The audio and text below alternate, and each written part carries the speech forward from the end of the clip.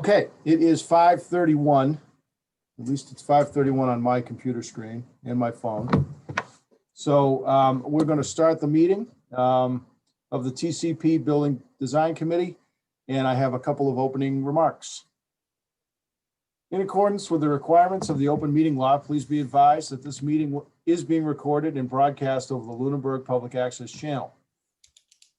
The town of Lunenburg, in response to the COVID-19 coronavirus, is currently following the guidance from the Lunenburg Board of Health, Massachusetts Department of Public Health, and the CDC regarding the virus and steps communities can take to prevent the spread, and all town facilities are currently open on a limited basis to the public.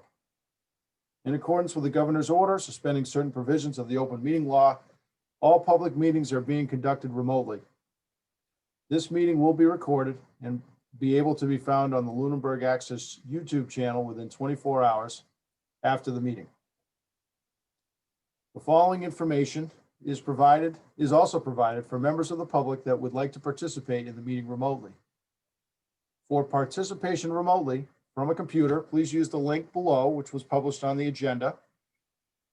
Or from a telephone, dial the toll-free number 888-475-4499 and enter the webinar ID 860-0975-0045 and then the pound sign. The agenda lists all topics which may be discussed at the meeting and are those reasonably anticipated by the chair. Votes may be taken as a result of these discussions. Not all items listed may in fact be discussed, and other items not listed may also be brought up for discussion to the extent permitted by open meeting law. With that, I will take a roll call to make sure that we're all present and we can all hear everybody, members of the board. Dave Blatt. Here. Let's see, Dave Passios. Here. Brian Leighton. Here. And Michael Ray Jeffries. Present. Okay, thank you.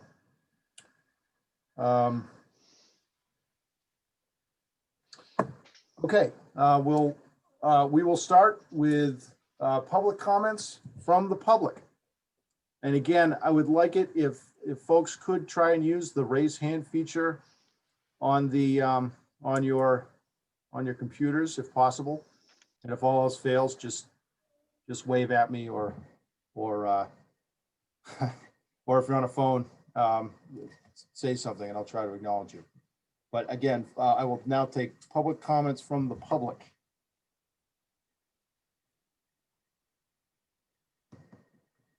I am not seeing any hands raised.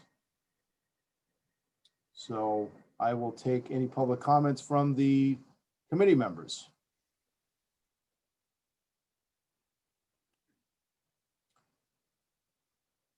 Okay, everybody's quiet tonight. Okay, moving on. For a number of weeks now, we have allowed a time slot for comments from public and community organizations. So we'll move to that. I see a few folks on the call this evening. Is there anybody that would like to speak this evening?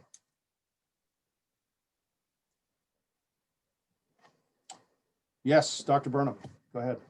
Good evening, everyone. I just wanted to say thank you to Mr. Lamb for the continued communication with the school department around our needs. I think that the most recent diagrams are much improved towards meeting our needs. I think, potentially we still have some challenges around space for the extended day program, but I know that, decisions aren't finalized yet for space, but the office space area is greatly improved. Thank you very, very much. Excellent. Thank you. Appreciate that, Dr. Burnham. Anybody else? Okay. Oh, I have Michael Ray. Yes. Hey, I have a question for Dr. Burnham. Yes, go ahead.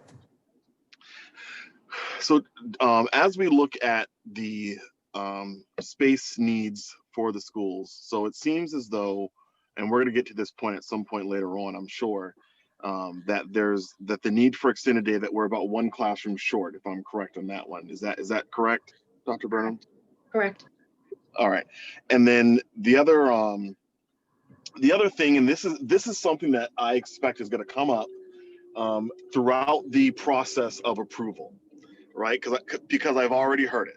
So I'm just gonna offer it to you today, and to kind of get this going, which is that this building was previously under the care, custody, and control of the school department, and was turned over to the town. A little bit of quality issues there, sir. And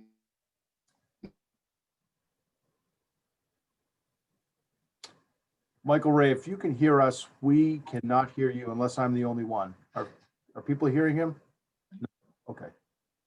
No, his connection's cut out. as we go through this process, it seems clear that the There schools we go. actually need half of it, roughly. So Michael, about 5% of Can you your hear me? conversation's making it through. I'll come back to this question when I get to the house. Unless you can hear me now. We can hear you now. It's still pretty scratchy. Now we can't. Yep. We'll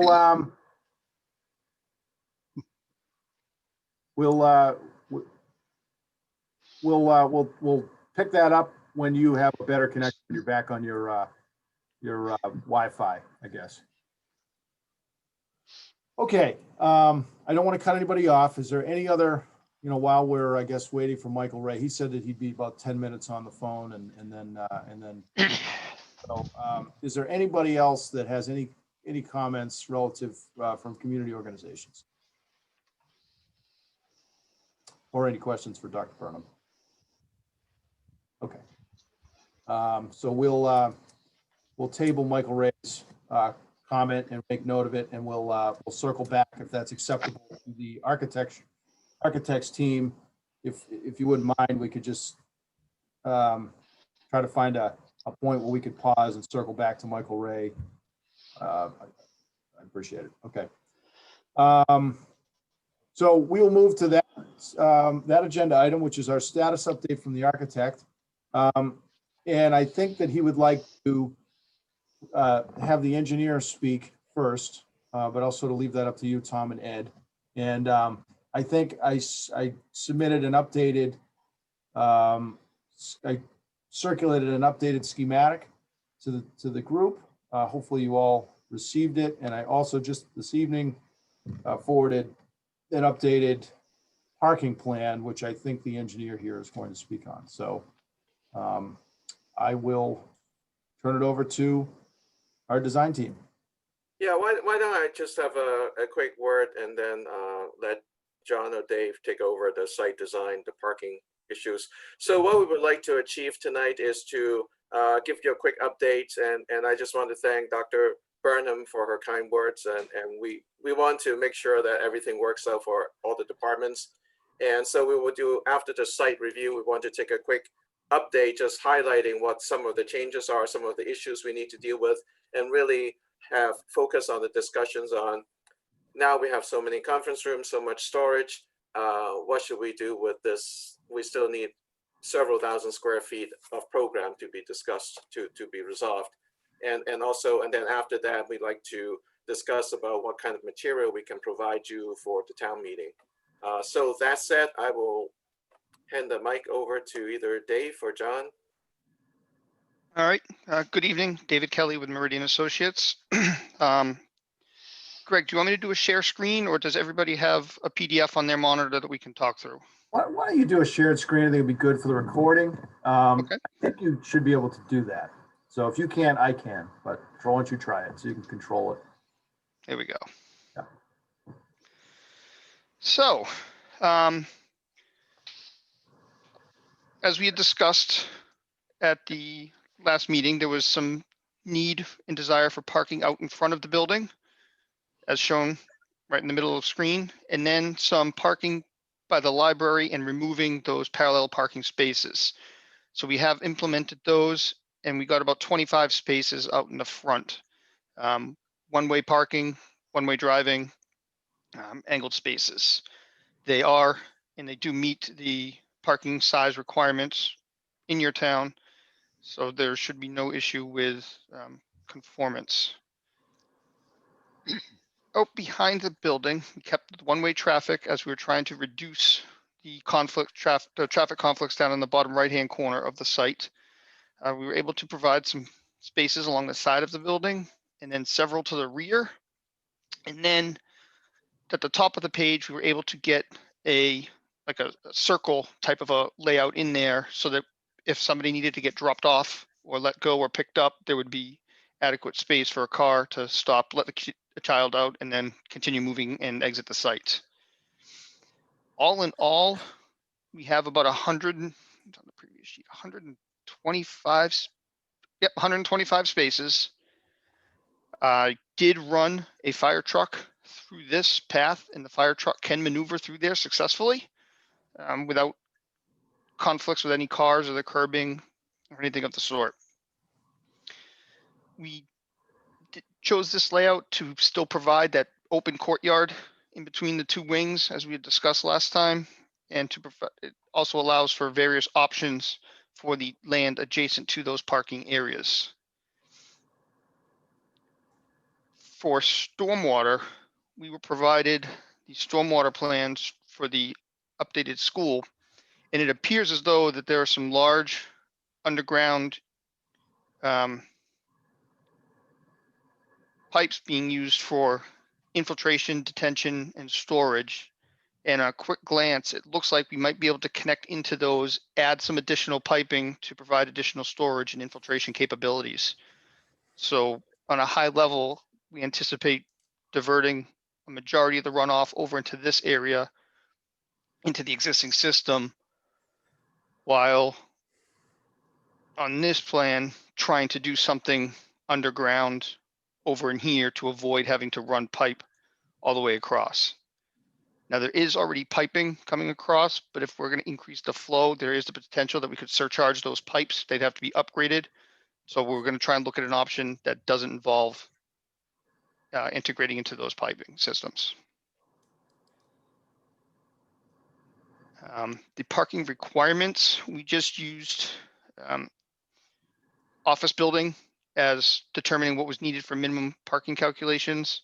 We do know that the use is going to have some classroom and some office spacing.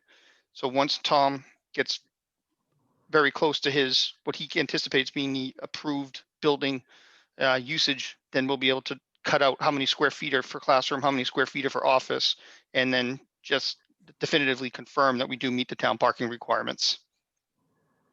But I think 125 is going to be more than adequate for the uses in that building.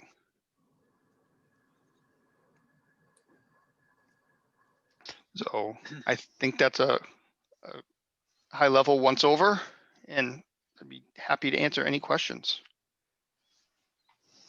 Okay, awesome. Are there any questions from any of the committee members? I see Dave Blatt's hand raised. So the question, you mentioned fire truck, but the other question was a school bus. Is there room for, is that the same as a fire truck? That's pretty similar, yes. Okay. And the other question was the spaces out that are presently there to the right, if I'm looking at the plans to the right of the building. Yep. Those are staying as well? Correct. Okay.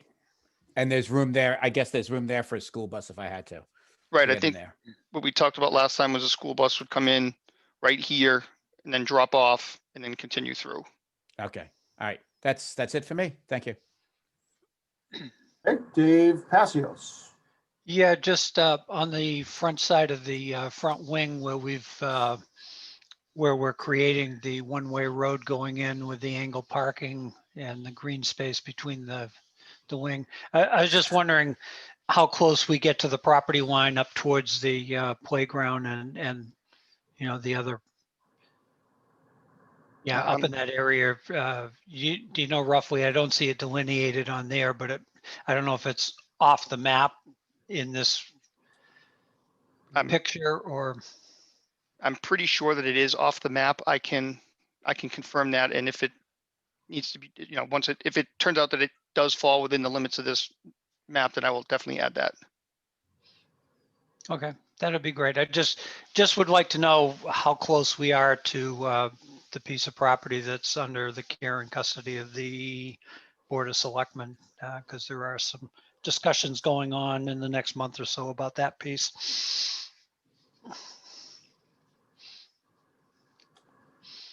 Okay, thanks, Dave. Anybody else? Brian, you're muted. Yep. Thanks.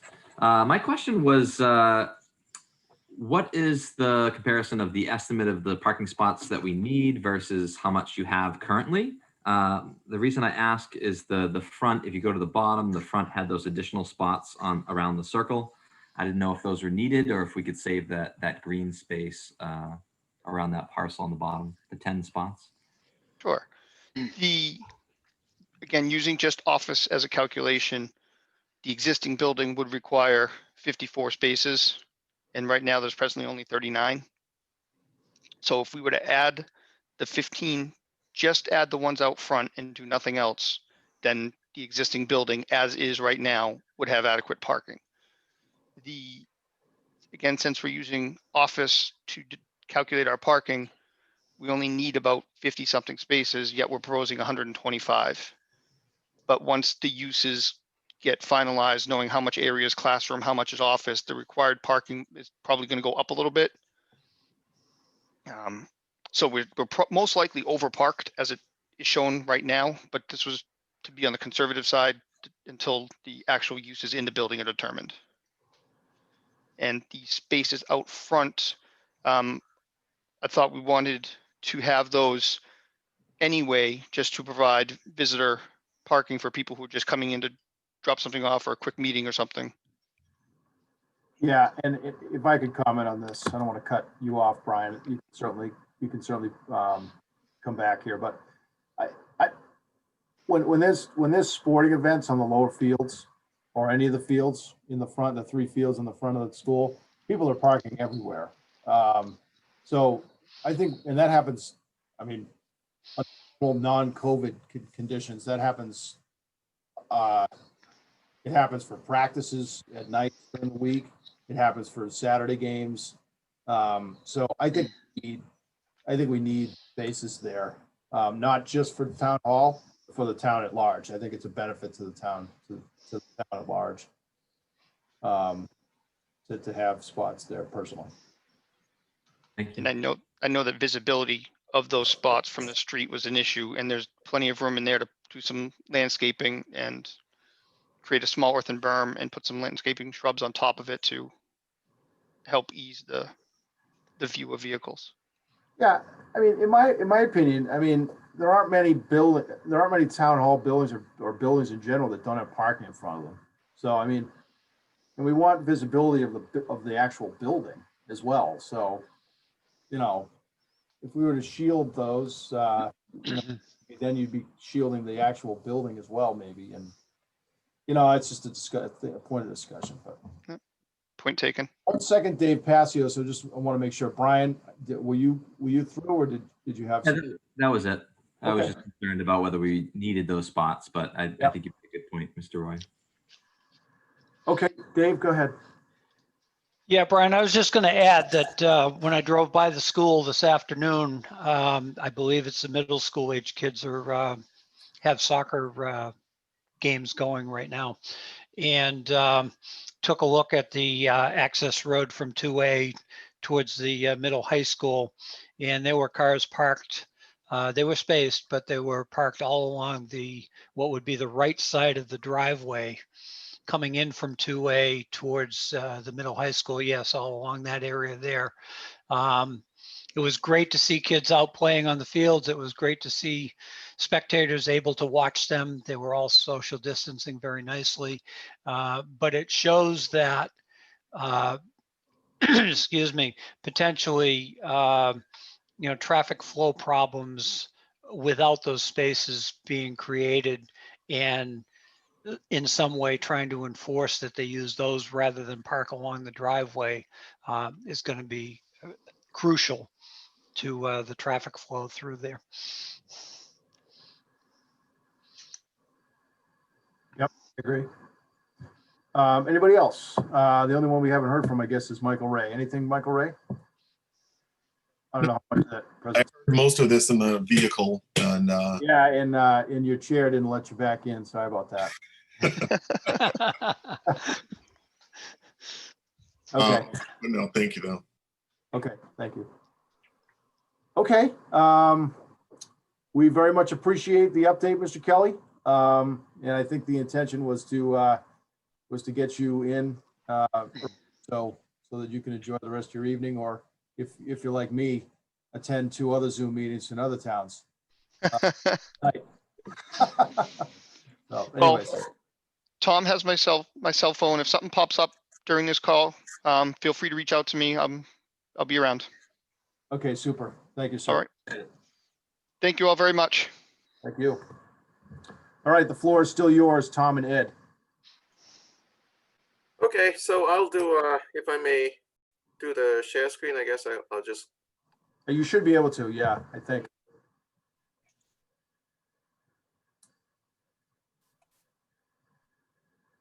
Dave Blatt, yes. You're muted, Dave.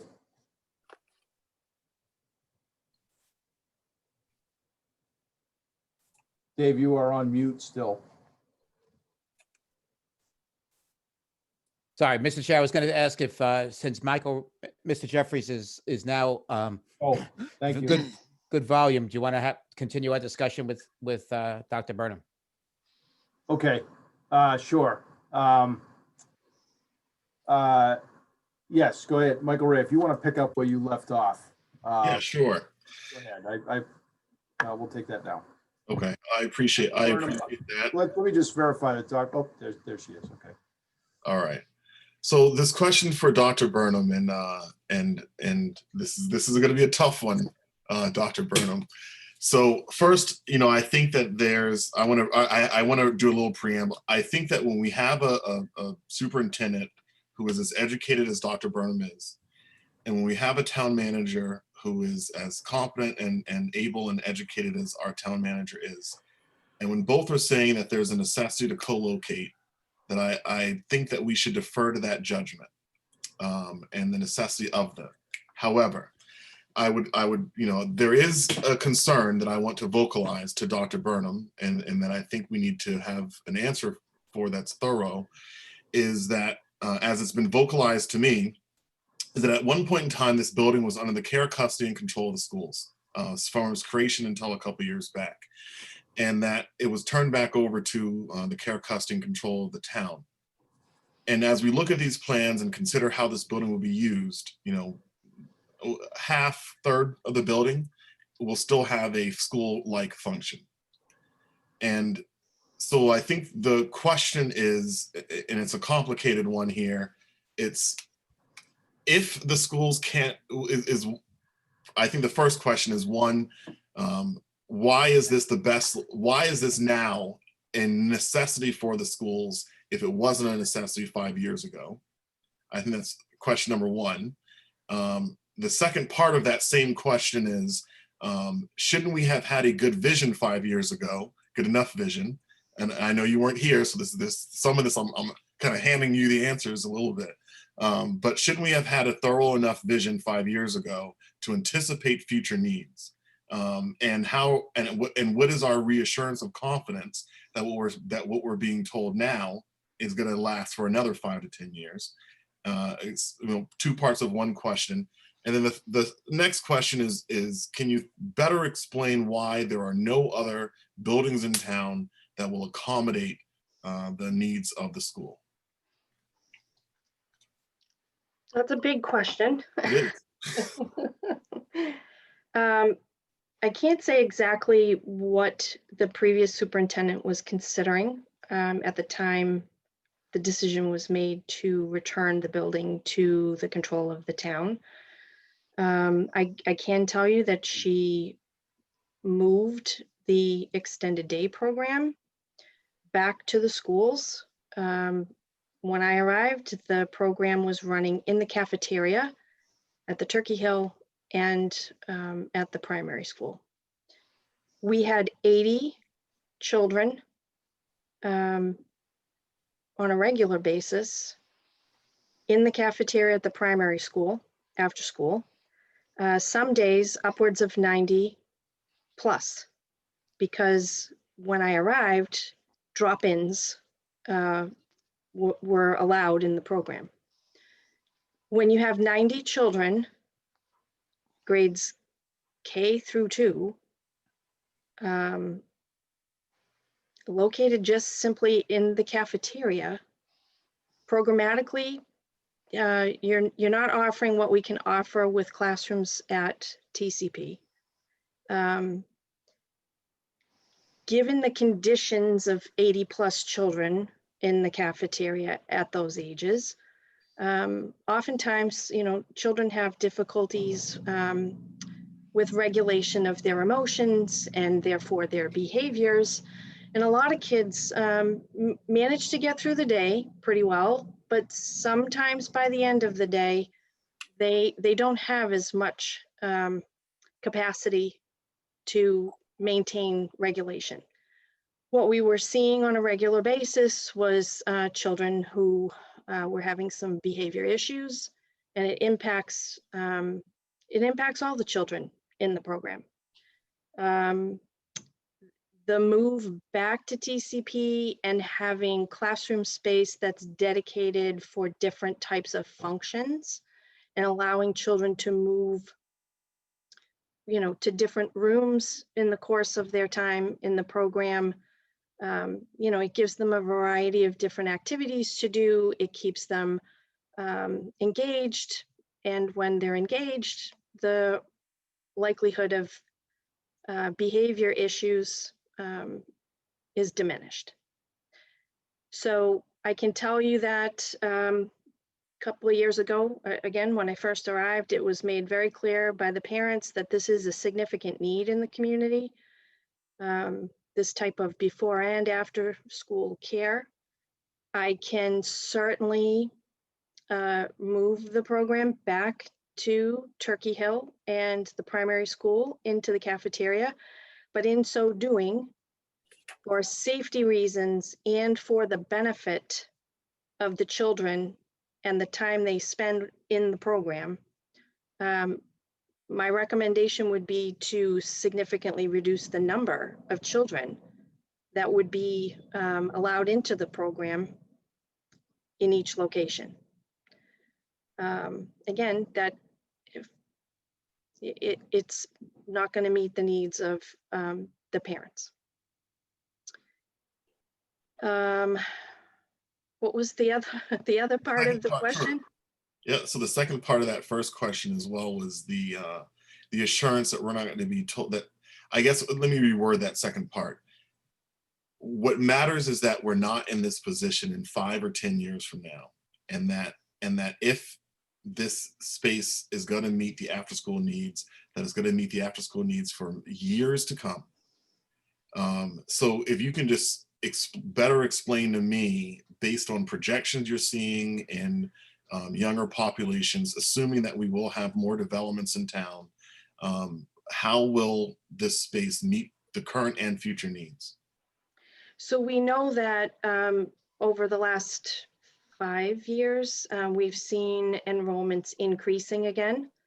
I would expect that with future development and additional affordable housing, I think that was one factor that led to more residents with children with the complexes that were built in the recent years. But even just home development in town, you would anticipate that there's a likelihood that our enrollment is going to continue to increase. I can't say that I see anything on the horizon that I could point to, a year down the road where we're expecting some sort of exponential growth in enrollment. Um, but I don't see any trends that would indicate to me that we're anticipating a decline. I know that currently our enrollment numbers are down this year, but they're down in districts across the state because students under these COVID conditions, parents are opting for homeschooling. We've seen a significant increase in the number of homeschool requests. However, most of the emails with the submission of the homeschool plan for approval, parents are indicating that they're very happy with the Lunenburg schools, and that this was a difficult decision for them to make, but they expect to be back. I would expect that these families will be returning to our schools. Again, nobody 5 or 10 years ago saw an event like this on the horizon. So there are things that we may not be able to anticipate, but a slow and steady increase in enrollment, I think, is a reasonable view of the next handful of years. And the last question, thank you very much, Dr. Burnham, for those answers. And my last question is really about the superintendent's office space. And I know that this board last week or last meeting prioritized schools as a second priority of meeting the school office and after school needs. But if you can just better explain why the Ritter building, why the Boys and Girls Club current Boys and Girls Club, why those buildings do not meet your needs. Sure. If I can just preface that a little more, it's perceived that the Ritter building is just an office building. And so it's just a relocation of an office. So, I think some people are having a hard time understanding why that office can't just be there. Sure. So if we were to relocate, and be able to keep the ACE program separate from the high school, in other words, not housed in the high school, the program would have to relocate with us because our director of special education is the administrator for that program. So she can't be in a separate location as compared to the program. When we went over and walked the Ritter, we would have had to build out a couple of office spaces. I think that there's area to do that. The challenge really becomes, and again, I've talked about this before, there are many of us that have a need for confidential office space to have confidential conversations. The walls that have been built at the Ritter are maybe 3/4 high to the ceiling, maybe a little bit more than 3/4 high to the ceiling. We would have to close them in the remainder of the way so that we could provide a secure, confidential office space. When I had a conversation with Mr. Londa about that, he said the reason that the walls were only built 3/4 high was for the ventilation. To close off all of those office spaces, you're now closing off the heating and ventilation into those areas. By leaving the walls open at the top, you're allowing for that airflow. So that would, again, be a significant factor. Additionally, when we walked the building, we recognized that we could not take the ACE program and record storage. It would be one or the other. So again, it doesn't, in its existing layout and the way it operates currently, it would not meet our needs. So it's not as simple as, sure, the school department can just move on over into the Ritter building. I honestly, if it did meet our needs, I wouldn't have an issue with having to move there, but I do think that it still presents some significant challenges. That, you know, so, and we did walk the teen center. That building would require a significant build out for us to have all of the office spaces that we need. I'm not sure how we would be able to lay that out on the first and second floors, but we would have to use the basement space to build out offices as well. So honestly, that location for us is really not viable. Okay. Thank you for the thoroughness of that answer. I imagine that it will come up again. But thank you for that answer. You're very welcome. Okay, did you have anything else, Mr. Jeffries? No, thank you though, Mr. Roy. Okay, no problem. Thank you, Dr. Burnham. Yeah, David, did you have a input on? I just had a question for Dr. Burnham based on the conversation we were just having. I got this, and I got from Mr. Layton. We got the information about the hours for after school, and so I'm just wondering about dual use of rooms. So to me, it looks like the extended day and the preschool don't overlap. Is there a way of having any dual use of rooms to accommodate the amount of rooms you really need? As well as the ACE program, my question for you is, what are the hours for the ACE program, and does that affect, the extended daycare or the preschool hours as well? So the ACE program runs during the school day. So is that 8:30? Is that 8:30 to 2:30? No, they're in there earlier than 8:30. Okay. However, we have had this conversation because the question has come up previously. Could the Boys and Girls Club use that space as well? That room is going to be equipped with materials and supplies and school records that are part of a school program. So for a non-school program to access that space and utilize that space, we feel is just not appropriate. So my question was actually more regarding extended day versus preschool. I was not involved in the boys and girls. I was asking whether that room, the preschool room, could be used by extended day, in a partial or for some of the time as an overflow or whatever during the hours that you would need extended day.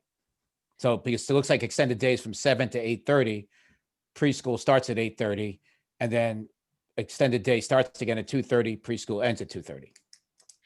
So if you were to be able to walk into the room as it is now set up for our Community Links program, and I think I need to be clear and make that distinction. It's labeled preschool, but it's actually our Community Links program that is grant funded, and it services children birth to 8 years old. There are programs that run in that space, that classroom space, all year long, and it really is set up for little ones, really little ones. So there's oh my gosh, like a sand table and a little kitchen set and other types of toys that you would see for toddlers. So to have 10 and 11-year-olds going in to utilize that space, it's not going to make sense. One of the extended day rooms would also house our early learning center, which is more like a preschool, but it's not the same as the preschool that we run at TCP. I mean, at the primary school. The early learning center preschool is much more of a play school program. So during the day, you would actually, of those 5 rooms that are shaded blue on that back wing, 2 of those would be in use during the school day. And they would be set up for very young children. Currently, one of the 5 rooms that we are using at TCP does function for extended day after school, but during the school day, one of those rooms is used for the early learning center.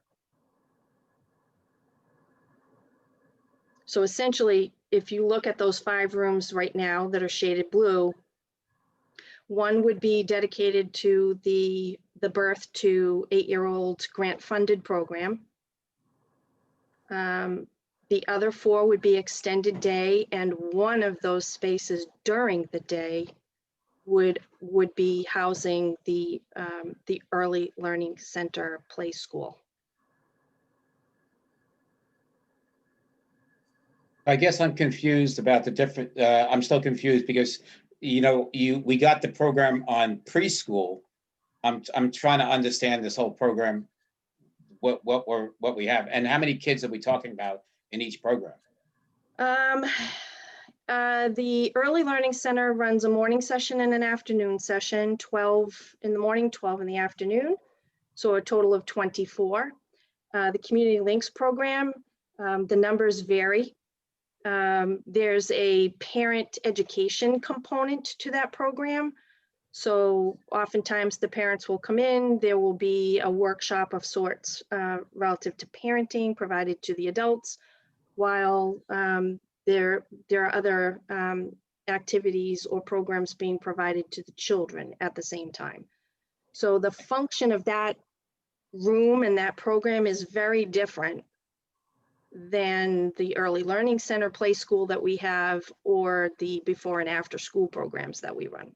All right, and the community links, I'm sorry, but the community links is for how many hours a day?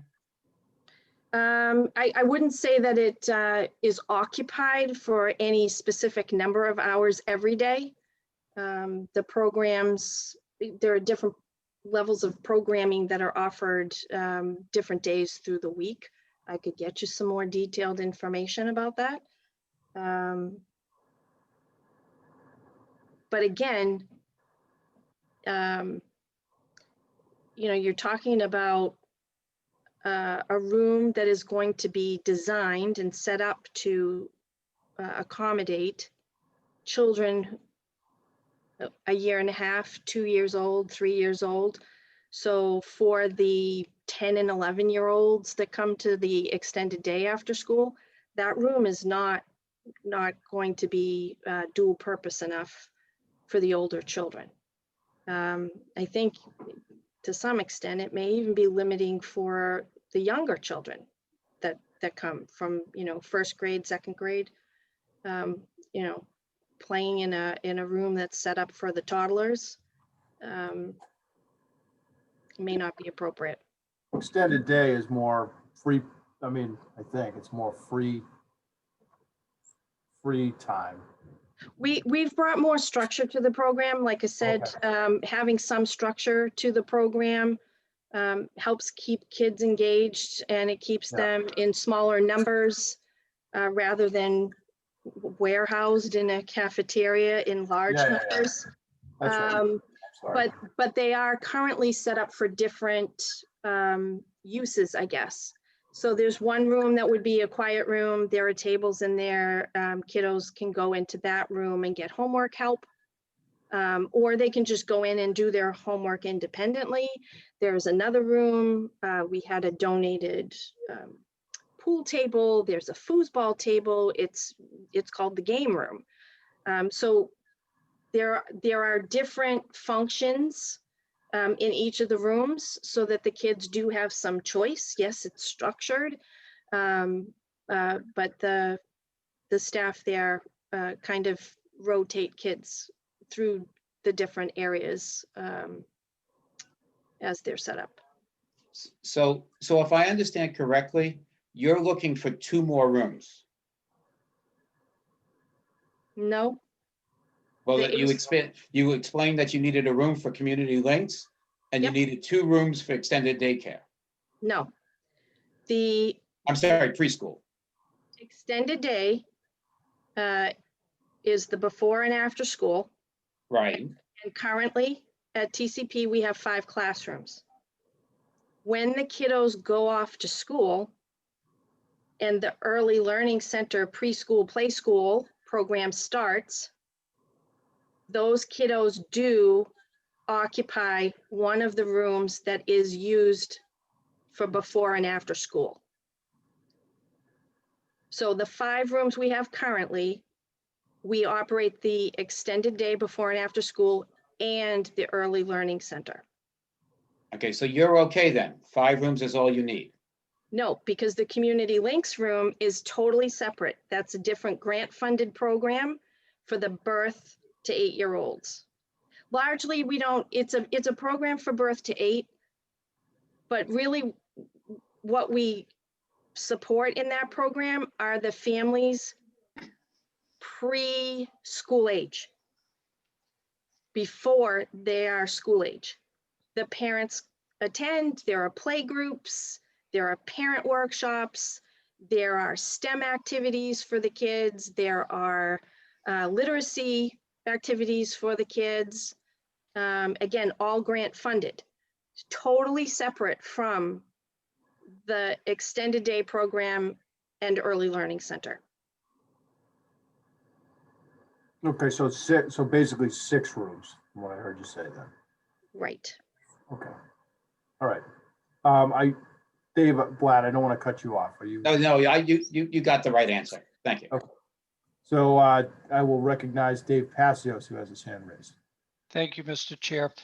For Dr. Burnham, if I may, this really comes into play a little further down the road, but I'd like to ask the question now as she's just described some of the setups in these spaces.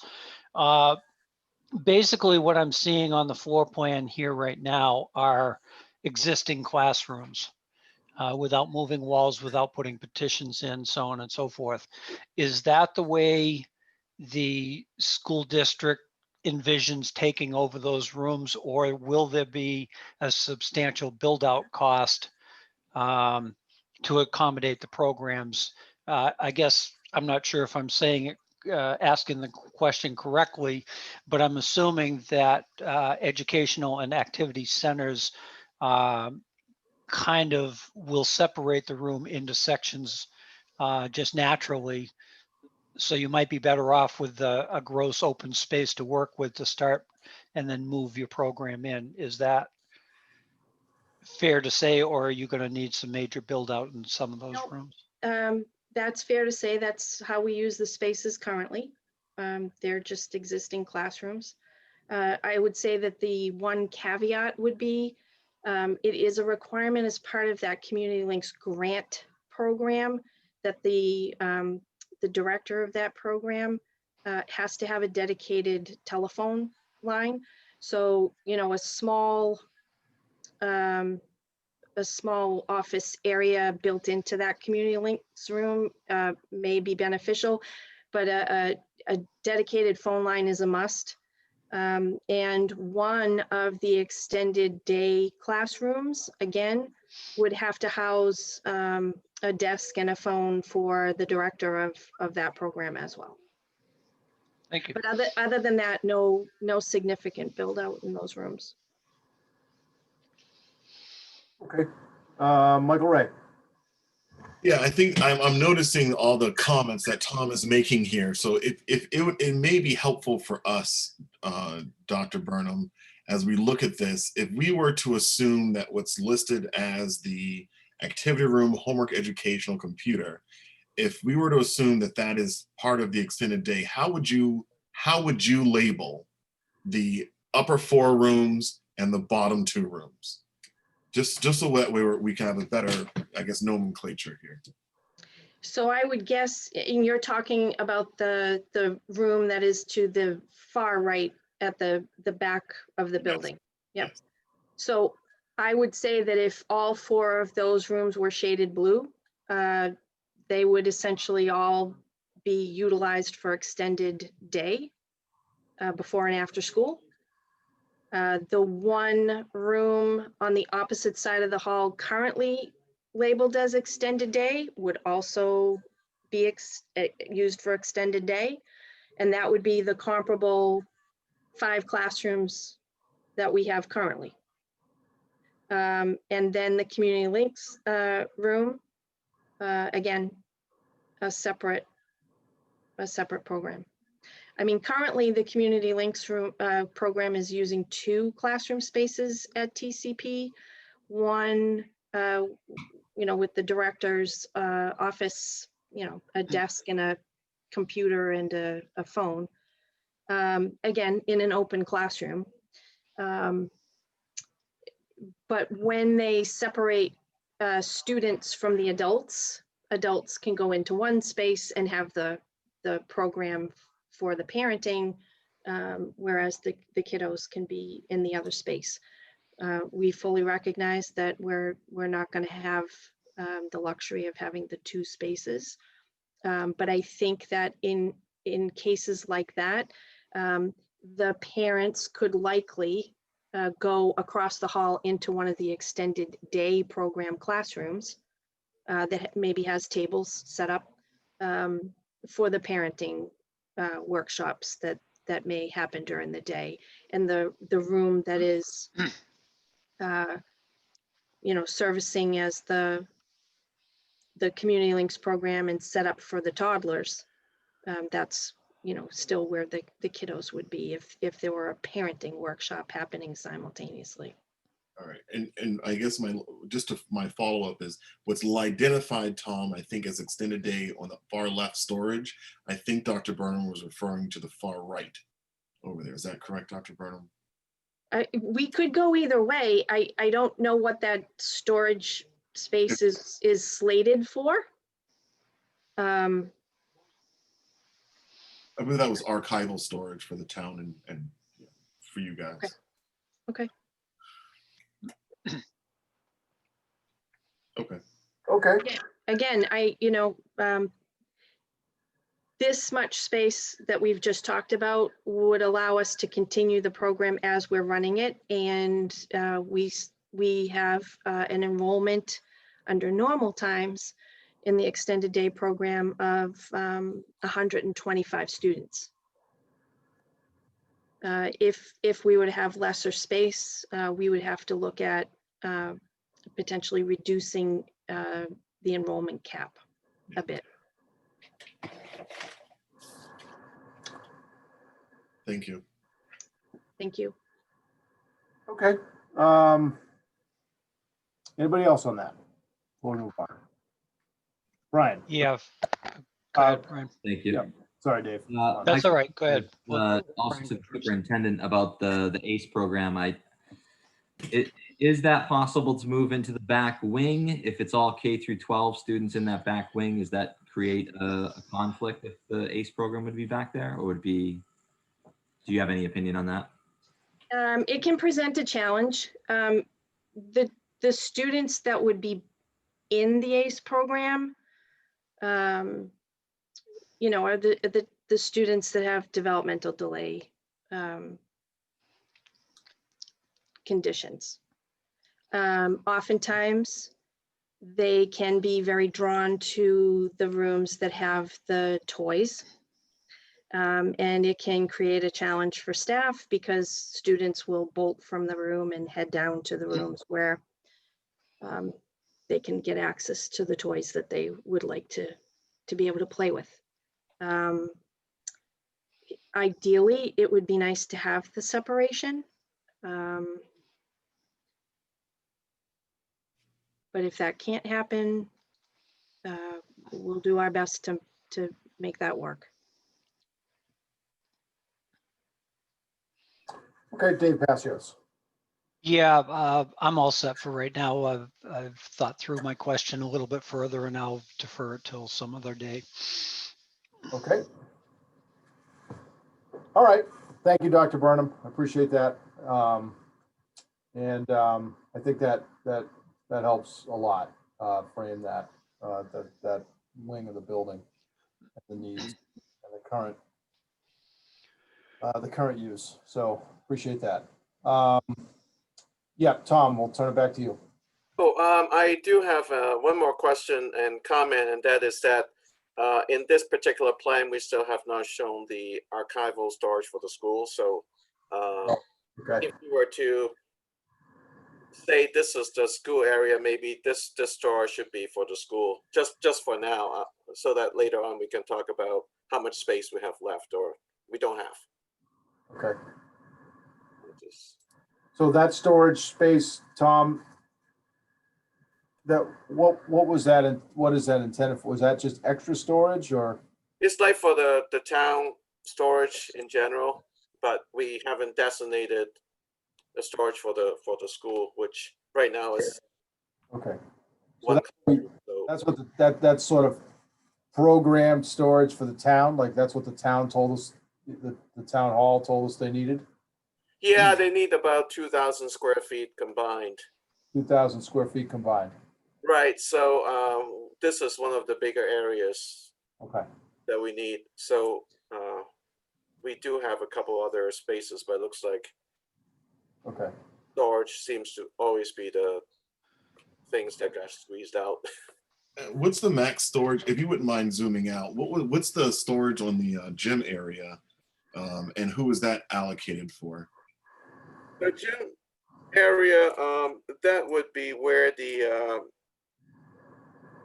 current stage is about 650 square feet. Yeah. And then we do have another level above. So we're talking about 1,300 roughly. All right. So if they were to get that 1,300 and they also have that 309 over there that we're looking at, and then I think they have another storage room to the left, that satisfies, if I'm correct. And it just got smaller as of this afternoon. So. But one of the things that we should discuss is last time or two meetings back, we talked about maybe use some vertical storage to try to make it more efficient. So, but the thing is to really look at how the current storage space is used. We might be able to cut 30% of floor area, but that's an exercise should be done.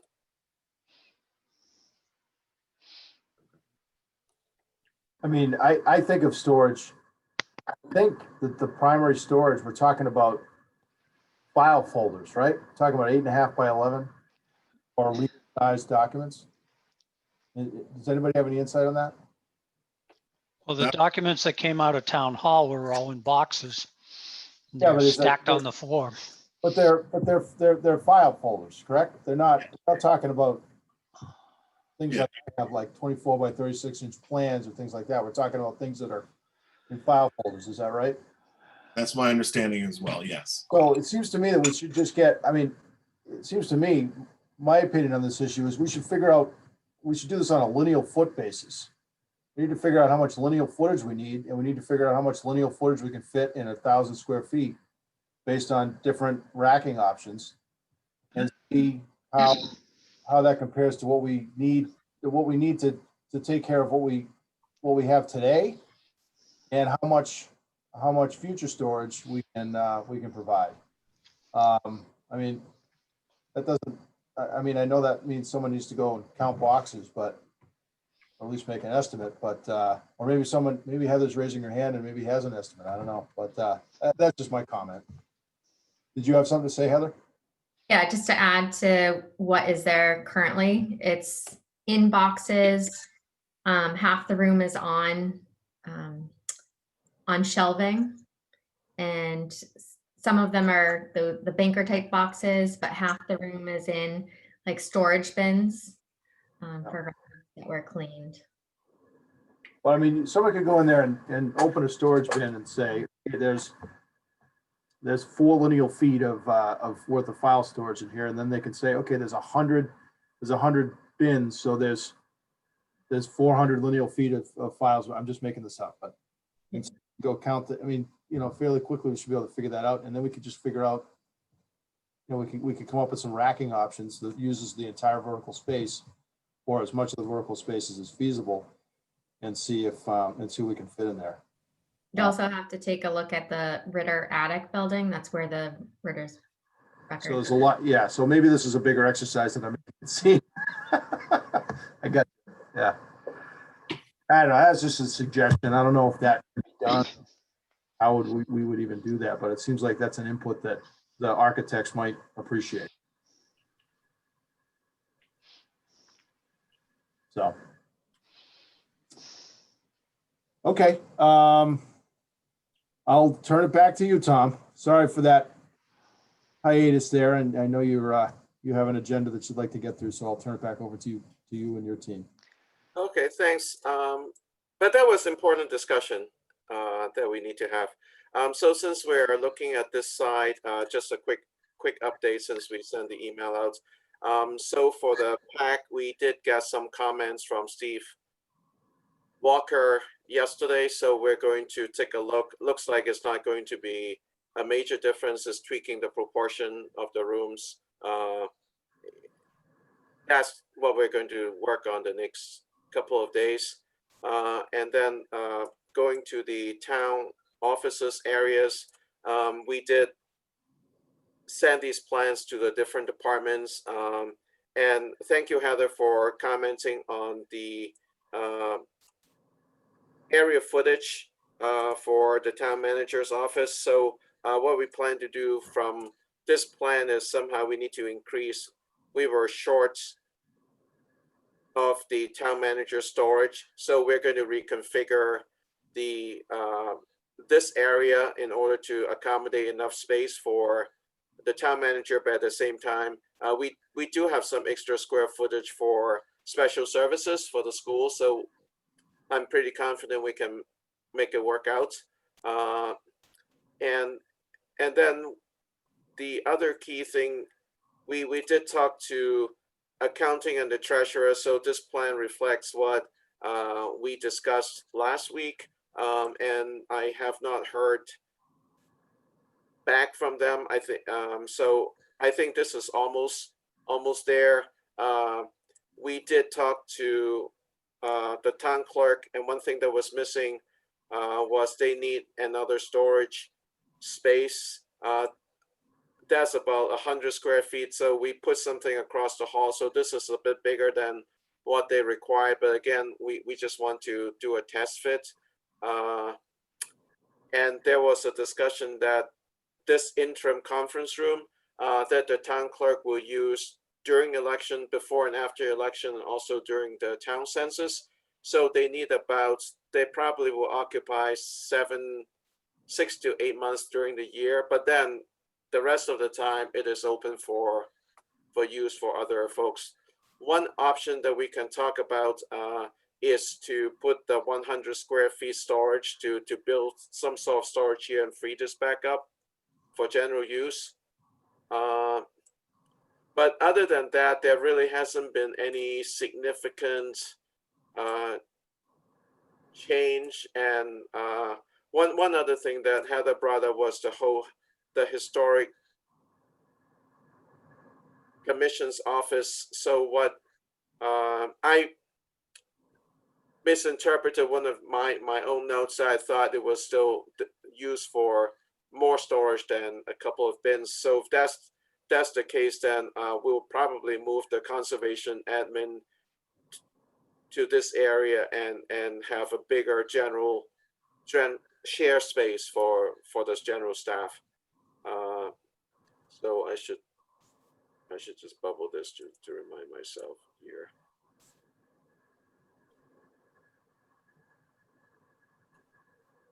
So this is kind of the overview of the overall project, and just want to recap on the conference rooms and meeting rooms.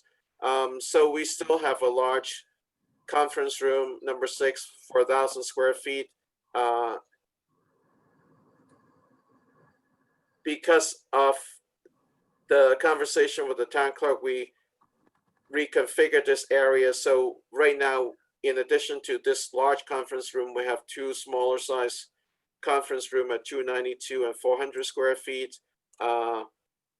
Still, the large conference space and conference 3 is going to be opened up, is used as some sort of a storage, multi-purpose storage for meeting rooms. So I would say this is kind of an overview of the different programs. I don't know if you folks have any comments about the general layout before we move on to see the building is, yep, go ahead. Okay, comments. I was intending to kind of let you get through, but you've given us an opportunity, so we'll take a quick break for a few comments here. So I will recognize Dave Passios. He's been up the longest. Yep, almost forgot my microphone was off again. Tom, very quick. Well, let's leave it where it is for right now, and then I'll go back to the other wing. Conference room 3 and 4. In my mind, we had left that there would be no separation. That would be all one large conference room. Is that what you just said, and it just hasn't been changed on the plan? Or did you have it as still petitioned off with that 350 square feet? Because I don't know, I perceive that room should have 2 entrances, one where you show one into conference room 3 and one where I'm assuming you're showing the access to conference room 4 from the same hallway, so that if you have activities going on in there, you've got a better flow of traffic, say for a community dinner or a large meeting or whatever. I guess I rambled a little bit, but which interpretation are we working with at the moment for that space? I might have misinterpreted the notes from last meeting. So we were showing this as an operable partition so that it is used as storage, and if it needs to, it can be opened up. But if it is, there might be a lot of chairs and tables that are stacked up over there. So life would be a lot easier if it is opened up as one big room. Yeah, and honestly, my vision is that the chairs and tables are against a different wall. Okay. That's just my vision on that. One other quick thing, if I may. Actually, you don't need to move the floor plan. Could you explain, or let's see if I understand, that area that you highlighted in red that said historical, and I'm not even sure what that other use was. That's going away. Is that correct? Yeah. Heather commented that the historic commissioner's office, that room is actually used for storage right now. That is only, there's a few cabinets and stuff that they don't need 175 square feet. So if that's the case, then I'd rather have the conservation admin area move up so they can get some windows, and then consolidate that mailbox copiers, just have some general usage for the staff, the town staff. Yep. Okay. That explains it perfectly, because I had caught that when this plan first came out, that I don't know if it's been there right along and I just didn't catch up or see the historical word there. But there is not an employee that sits in an office for that commission. So that makes total sense. Thank you. Thanks, Dave. Go ahead, Mr. Jeffries. So I have a couple of comments. So the first is going back to actually something that Mr. Passios mentioned. I have a very different perspective on conference room number 3. I think that there needs to be access to that common hallway, but I think that there needs to be enclosed, dedicated space for tables and chairs. If we think about 250 people sitting for a meal, that's a lot of tables and that's a lot of chairs. And to see all that stuff stacked up against the wall, to me, I think we can plan a little differently for that. Since it will be a meeting, since this will be the primary meeting room for town, and it will be a multi-use space, I think it would be much better to figure out which way is front, but also to have that conference room number 3 become a storage room simply for tables and chairs, and for there not to be a partition, but for there to be a wall there. And just to have a 213, 2,000 roughly square foot room with a back room with double doors or something for tables and chairs. I also think it would be helpful to identify the difference between a conference room and a meeting room now. Because as I look at it, a conference room is where a small amount of people can get together. And we had talked about there being multi-use space for, if selectmen are in the office, if we have our state representative there, if there's, a meeting among staff members and it's private and a handful of folks. So I would refer to conference room number 1 and conference room number 5 as conference room number 1 and conference room number 2. And I would call conference room number 4 meeting room number 1. And if you can enlarge, if you wouldn't mind us zooming back out of it, I think what becomes the problem then is we don't have enough meeting rooms. So if we look at what I'm calling conference room number 4 / meeting room number 1, that replicates second floor of town hall. Conference room number 6 is going to be a new space to kind of, in my mind, replace what is downstairs at Ritter Building to be more of a classroom type setup for visiting lectures if they're there, if there's guest presentations to small audiences in town, when there's staff meetings. But I would envision conference room number 6 being more of a classroom type setup and an available space as well for meetings. But then I would call that ACE space a meeting room number 3.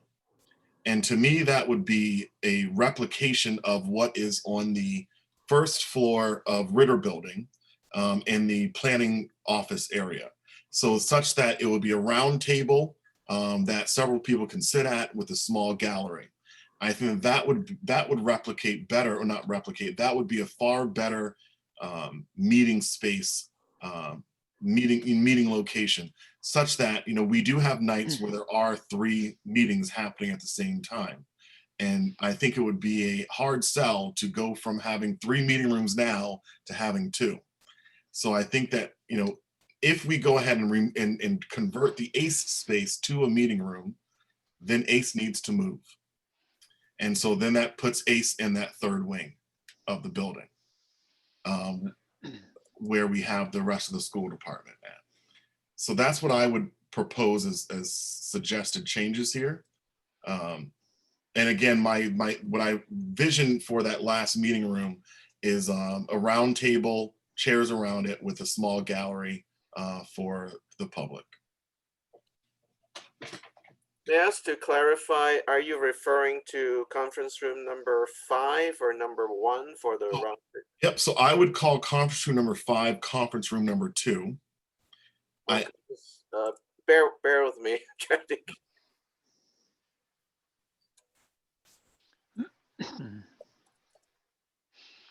Okay, and conference room 1 remains as conference number 1. Yeah. And then I would call conference room number, I think it's 4 down there below, as meeting room number 1.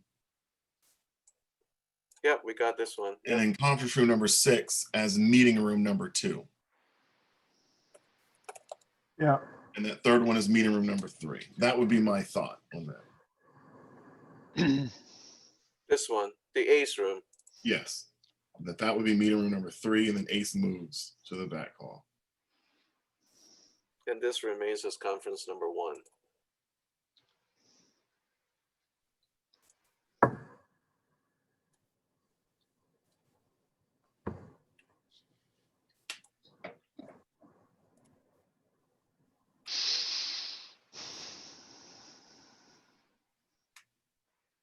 Okay. Anything else, Mr. Jeffries? Yeah. Okay, Mr. Blatt. Okay, so I agree with Mr. Jeffries that what it looks like is that we lost meeting rooms. So I guess my question for you is, if we go back to the front of the plans, we have 4 bathrooms there. We have 2 public and 2 staff. How many units are in each one of these bathrooms? That And one, that's my question is, what constitutes why we need 4 bathrooms in that area? right now they're placeholders. We still need to do the occupancy calculations, and I am hanging in there because of with the large meeting rooms that may generate a lot of requirements for plumbing fixtures. So that's something that we still need to, that's the next task that we need to follow up on to finalize. Now that the plan or the program is pretty much in place, we can finalize the number of occupants and then calculate the number of plumbing fixtures that we need and figure out how many. We might be able to eliminate one. Okay, Afraid. so I guess the reason I'm asking this is that conference room 1, before we split it and put storage there, was the size of a meeting room. It used to be in the old plans close to 1,000 square feet. And that's what I thought we were going to use as meeting room 3, or however we looked at it. And then we talked about that being the, or the possibility of that being the staff lounge or something like that at one point. I'm just questioning, the best use for that space, because right now, if you think about it, there's 1 restroom for all of the folks in town hall right now. There's 1 restroom for all the folks in the Ritter. If the folks need to use in a meeting room, we have 1 restroom for them. So, I guess my question is, do we really need, I'm trying to understand whether it's a health law that causes us to need that many spaces, or whether it's just because it's going to be nicer to have. And I would also look at it as a way of, instead of having it as staff 2 toilets and public 2 toilets, is a way of better configuring those 2 rooms to make it where it's just a ladies and a men's and gaining some space back. Because right now it looks like we have a lot of space dedicated there to toilets. That would be on one of the top agenda items for us to do, figure out by the plumbing code how many fixtures we need, now that we can do the calculations, and then decide what we can trim. I mean, I don't want to allow extra rooms or waste space for toilets. But one of the things that we can do is there's extra square footage. So if, for example, since this interim conference room is primarily for the town clerk, if we box off 100 square feet from here, then this becomes the general storage again. And then conference room number 1, we can use that or enlarge this just as what we used to have before. Make this close to, that'll be like 700 square feet. Okay. And then if we can eliminate another toilet, then we can add another conference room or something, or add storage. I would say add storage at this point. If I can also, So if the thought was, if the staff lounge and the shared staff if the shared staff lounge and the staff toilet was switching split spaces and giving a little bit more room for the shared staff lounge, that town clerk storage could be larger with extra storage in it. Yeah, or I think they want it to be. Even if it's separate, you can we'll call it what you want, separate, same, whatever you want to call Right, it. or it could be share, or it will be, in general, it will be a storage area. Okay. The other thing is that all the way up top, Okay. all the way up top in the classrooms, that you have, you see, it looks, no, keep going up. Sorry, you know, you can just go up. Yeah, inside the extended daycare and all that stuff, are those toilets in there? We're going to eliminate them, that existing. Okay, because we have the student toilets right there as well. Right, yeah, we're going to, we just haven't, Okay, yeah, they're supposed to be gone. okay, and then, all right, that's what I had for now, for the moment. That's, you know, and I agree that meeting room should be meeting room, you know, meeting room 3, I'm sorry, the large meeting room by the kitchen should have a place to put storage of tables, chairs. I don't want to see them while we're having meetings. It should be out of the way. So if that front area is used for storage, that would be the optimum to me. The back area, I'm sorry, the back area by the door. If there was a little small corridor to get in, and that whole back area was for storage of tables, chairs, whatever we needed, stage for the selectmen when they wanted to have a stage and things like that. Okay. Michael Ray, I see that your hand is raised, but can I ask if Brian has a comment, just because he hasn't commented yet, and then I'll get to you, Michael Ray? Yes, thank you, Mr. Roy. I would agree with Mr. Blatt, Mr. Jeffries about conference room number 3, that storage makes sense for that one. I do see an issue with the entrance to conference or meeting room number 1. I like that name as well, but meeting room number 1, I would like to see an entrance maybe on the left side. Talking meeting room number 1 as the new name that we've given it? So meeting room number 1, I like the new name, but I would like to see either an entrance on either that right side where he had the arrow or even on the left side, depending on where we wanted to put that. I do see obviously on the southwest on the bottom, there's kind of a door going outside, but there really wasn't an entry besides the kitchen. So I think it would be important to have an entry on that north side. Yes. But I think either way, if you had the stage on either side, I think it makes sense that now you have 2 entrances, either on the north or the south. And yeah, I would leave it to the selectmen to figure out where the stage or potential stage would be. Ace going to the back, I think that could work. There may need to be added security. That might be something to discuss with the superintendent too, about maybe there should be a bathroom in the ACE program so that they are more isolated and not having to use the student toilets, but I'm not sure about that one. I would definitely want the architect to consult the school on that. And then yeah, I think that was it for now. Okay. Mr. Jeffries. I just had a follow-up on toilets. It was just related to what Mr. Blatt had brought up. It would seem that if ACE is going to move, I would think that they should keep their own toilet. That way we can separate the student population from the young kids. But if we look further down, I do agree with Mr. Blatt that there's an opportunity to, I mean, certainly you have to consult the plumbing code, but I think that there's 2 things that I would urge for. One being a staff bathroom that is just a staff bathroom. I think it's just very different when you work at a place versus when it's open to the general public. But that for not to be a male-female bathroom, for it to just be a staff bathroom and a relatively small one at that. And then I also think that that I would encourage, if there's room for it, for there to be a family bathroom.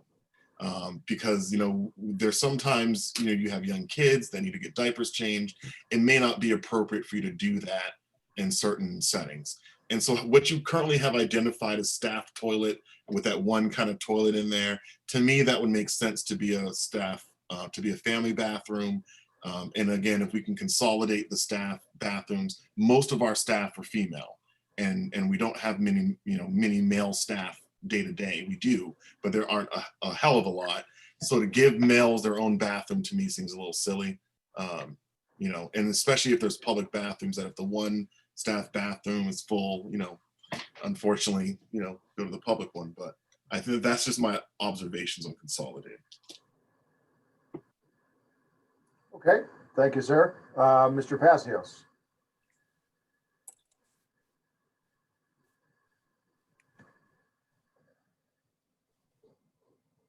Might be on mute. Audio. Having trouble with your audio again. Yeah, here we go. I'm back. There you go. We got you now. The meeting room off of the kitchen, is that 1 or 2 now? Whatever it is, anyway. I'm still not happy with sectioning that room off. I also adamantly believe there is no need for a stage or risers in that room. And I'm not going to budge on that through this whole process. The storage, okay. I have no problem seeing tables and chairs stored off to one side of a room. What was called when it was first built, the cafetorium in the now Turkey Hill Elementary School, that's the way that was set up from day one. If they felt they needed more space just to house people in the room, they took those tables and rolled them down the hallway towards the boiler room.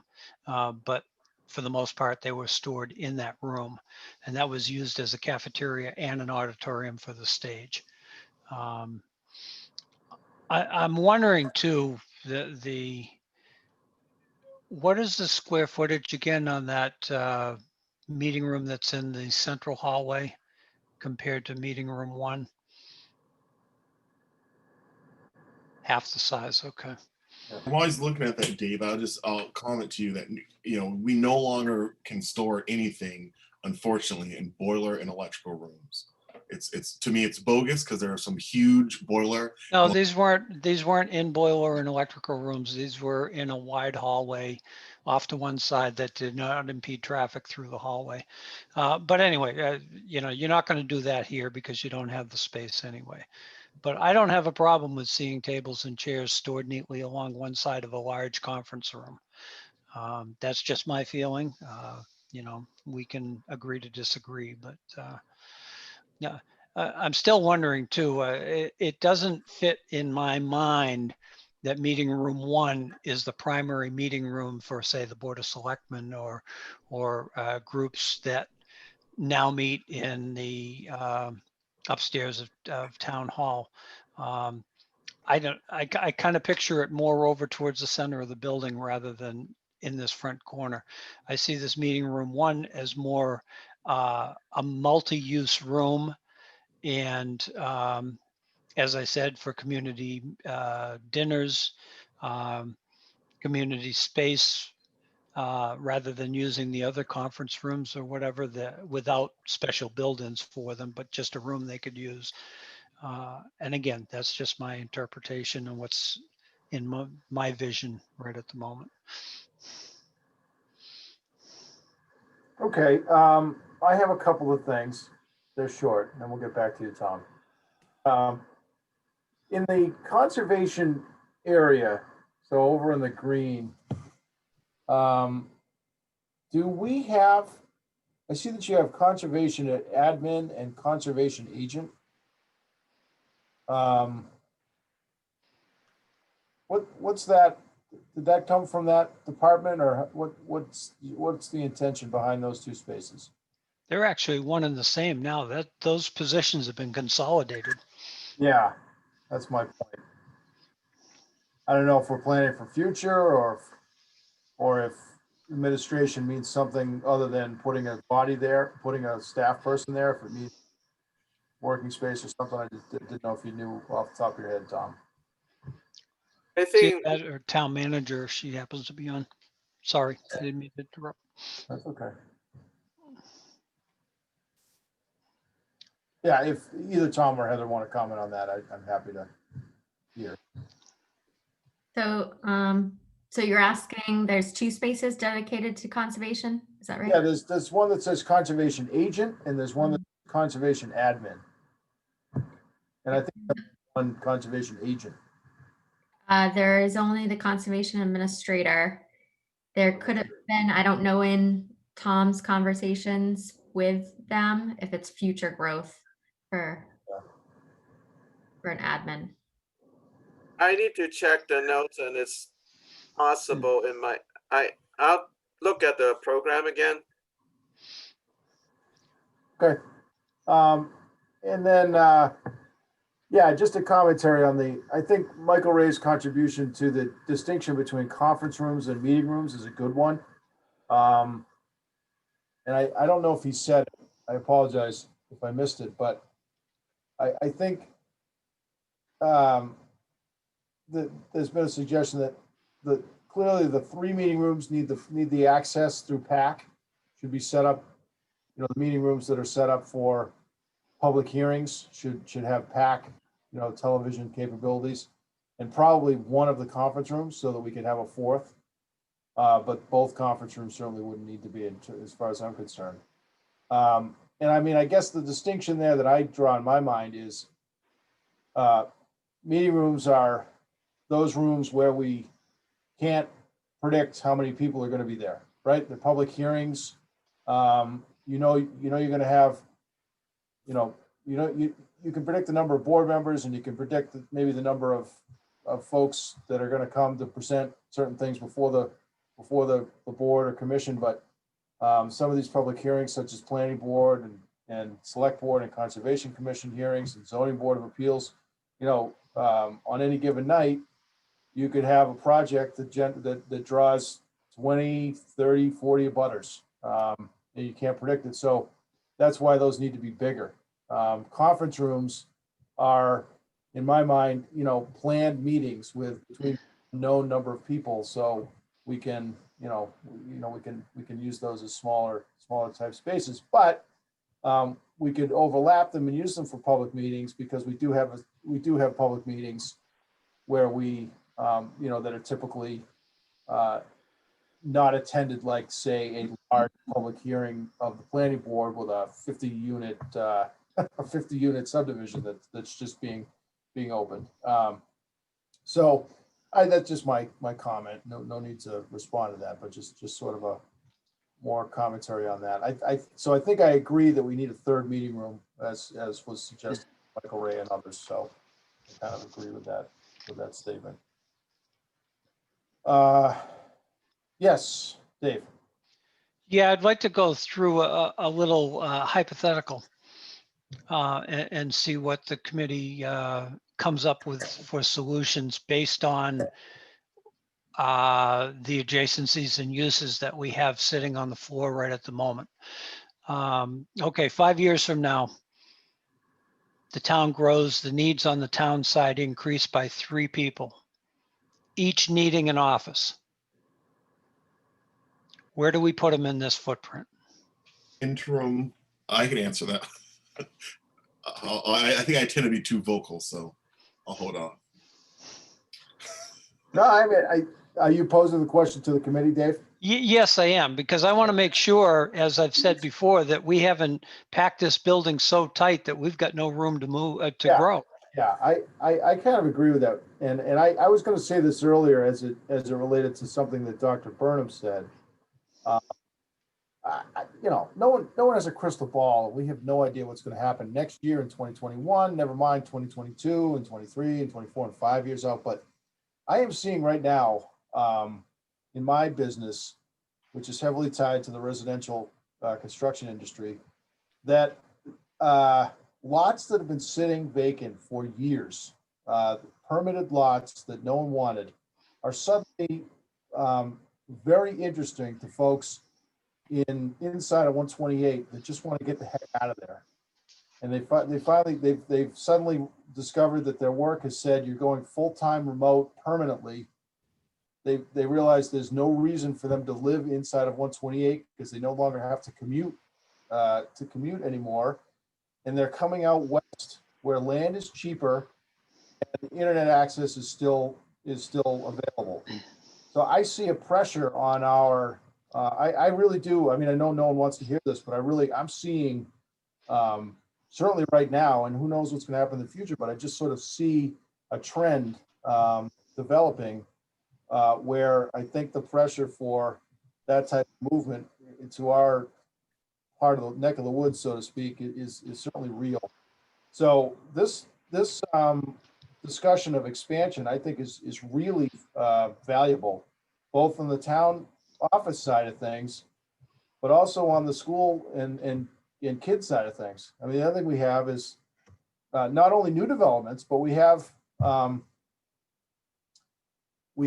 large percentage of folks that are retired in this town. And as those folks transition out of those homes, I'm seeing, it seems to me that a lot of young families are moving into those type homes. So I just see that as a big consideration that we should keep in the forefront of our mind. So I don't have an answer to your question, Dave Passios, but I'm certainly bored. And I guess I know Michael Ray has one. What Michael Ray commented first, Mr. Yeah. Black. Hang on one second.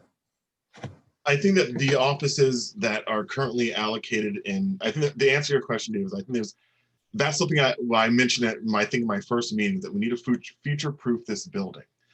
So that way we're not looking in 5 years from now and saying, oh, we've outgrown it. And that this is a building that we can envision is going to meet our needs for the foreseeable future, the rest of our lifetimes, whatever that means.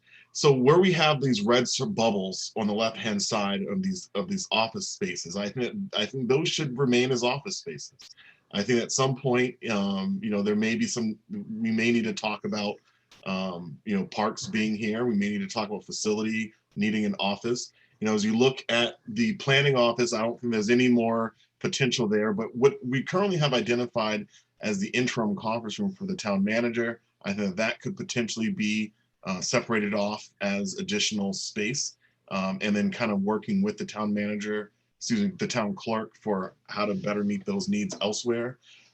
Even the space that we have, and I hate to say this about the Lions Club, because I think it's such an important community organization, but if we were in such a pinch that was needed, we may, in a future building, we are vacating 2 buildings, or 2 or 3, depending on what we come up with here. But there may be an opportunity at the Ritter or another place to relocate some of that to accommodate office space. So I think that what we have is really that built-in interim food pantry and those additional 3 offices in the green area that are potential expansion space. And as we look at these in unit, there's also, it looks like the schools already have some expansion already in there, if I'm correct, that they have more offices in this plan than they currently have, right? I don't know. Yeah, I thought this was just the bare minimum of what they need. I would disagree. Those positions that are listed are all there. See, that's my point. The school administrative offices, those positions are all existing. They're in a room with partitions instead of their own offices, right? I mean, you can put 2 people in an office. Correct. So, Mr. Jeffries, I'd like to add on your train of thought, because my thought was also, yes, unfortunately, the Lions might have to lose, but it also, to me, would be things like the ACE program might have to find another building or something like that. Things that would not be that are using this on a part-time or a shorter time basis. Maybe that's not the best use for this building right now, because we're dedicating a whole room to a group that's not really there all the time, when it could be more, there could be times that it should be used for the community. So, because that's the question, would the community be able to use the ACE building as a meeting room? Is that out of the question? Or would they be able to use some of the extended daycare, or some of the school rooms as rooms? We haven't addressed it, but I know the Boys and Girls Clubs, have a need here, a dire need, and that building's not vacant. In this plan right now that we have, that building's not vacant anymore, and so that's. I agree that we are not making this building future-proof. We're just trying to cram as much stuff as we can into it right now, and maybe that's not the right tactic at this point. And that's my point. Moving in, talking about sharing space, that's a building that's not future-proof at all. If you got to share space from day one, you don't have enough room for what for the program you're trying to put in there. And you better be darn ready to be willing to move programs out of the building as the growth occurs. So would you then say, Dave, that like the room that we have is like an interim conference, that should be dedicated town clerk? And that, that's a potential solution. Because I mean, if they're using it for 8 months out of the year, is it really community space, or is it the town clerk's second office? Right, and I question the 8 months out of the year, or is it more of just, is that a conference room at sometimes for us, or not a meeting room, but a conference room? We talked about that for the selectmen, being able to use that for talking to town council or other things like that. All of a sudden that use is gone. I'm not sure why the town clerk needs this room. I thought it was just for voting time. Sorry, Brian, I know your hand was up, but I just had to say something there. Yeah, You I take think yourself just real off mute. quick, It's like a family dinner, Brian. You have to take yourself off mute and just go for it.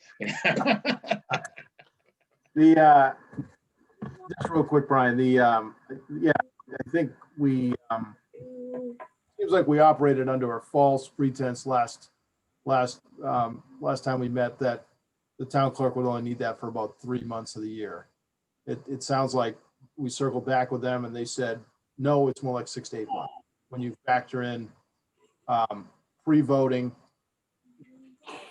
during voting, after voting, and then also for other parts of the year as well. So, I mean, that's just what we got directly from them. I mean, I guess I don't have any reason not to believe them. So I guess my question is then what is all the room for the register of voters? All that room there that we've dedicated to them. What is that for? Is there just a person there all the time in 400 square feet waiting for the 3 months a year? I don't know. The town manager chime in on that. I think she might have a little better idea than any of us are going to have. If she's with us. Not to put you on the spot, Heather. I think it's voting machines too. They have to store those voting machines somewhere. Right? I had assumed that the smaller storage space, like that diagonal space, was where they would be storing, because there's a room upstairs in the town hall that's just dedicated for storage of voting equipment. So I assumed that's what that space was. The voter registration space. I'm not completely sure why the size of that area is needed, but that's definitely something the town clerk can clarify. It might be related to such as training for all their trainings, but I assume they could use another space for that, or when the ballots come in, all the work that needs to be done to go through all the ballots. Which is once again what we were dedicating that interim conference room for, was for that time. Yeah, like I No, said, that interim conference room is actually for physically voting. it'd be best answered by the town clerk. Yeah, Okay. I agree. May I try to just clarify what I understand about the 400 square feet is almost like the day-to-day, the paperwork, the desk and so forth, but during the election voting season and census time, they need more table space to have all the paperwork laid out and storage bins and so forth. So that's what the 6 to 7 or 8 months of the year, they just need more space to lay things out. So it's day-to-day versus special occasions, which is many activities during the year. Okay, Brian, go ahead. Thanks. So I think when we talk about freeing up more space, I think it's going to be situational. I think it's going to be probably up to the town manager too in the future. But some opportunities, I think you have the town clerk interim conference could be potentially for the town clerk and free up some office space in the West Wing. I also look at the shared staff lounge. I think unfortunately sometimes staff lounges do disappear, but again, it would be a tough decision. I think of the priorities list too. I think Lions Club could definitely potentially move out, making room for a conference room there, potentially making office space in conference room number 1. And then I go back to the schools too, that the schools, unfortunately, if need be, they could go back to the primary in Turkey Hill. It would be an unfortunate position. It would decrease the quality of the programs for the after school programs. But if need be, I think those decisions could be made. Does that give enough commentary, Dave? I mean, I sense that the point of your question was more to raise the issue and, but I don't want to short circuit the discussion if you don't. feel- Yeah, I think it does. I think it just gets everybody thinking that, we need to be careful that we've got room to grow in this building. I'm still unsure as to what's happened up in the back corridor now. If indeed you move Ace into the back corner, and the added extended day room on the other end of that corridor, which I'm not exactly sure who's where right at the moment now. But you've squeezed out the Boys and Girls Club pretty much out of the space that they need. So are we saying they're staying in their building, and that what little bit of space is left there unaccounted for right at the moment will also be flex space we have? I'm unclear where we are right at the moment. My other concern, and this was something I was going to bring up earlier and thought I would hold off for a bit, but I would like to bring it up now. And that is that, and this would be down the road, but we're bending over backwards to accommodate space for educational purposes. Now, I want to clearly state that I'm talking about student programs, not school administrative space. In a few years from now, it's coming up faster than we think.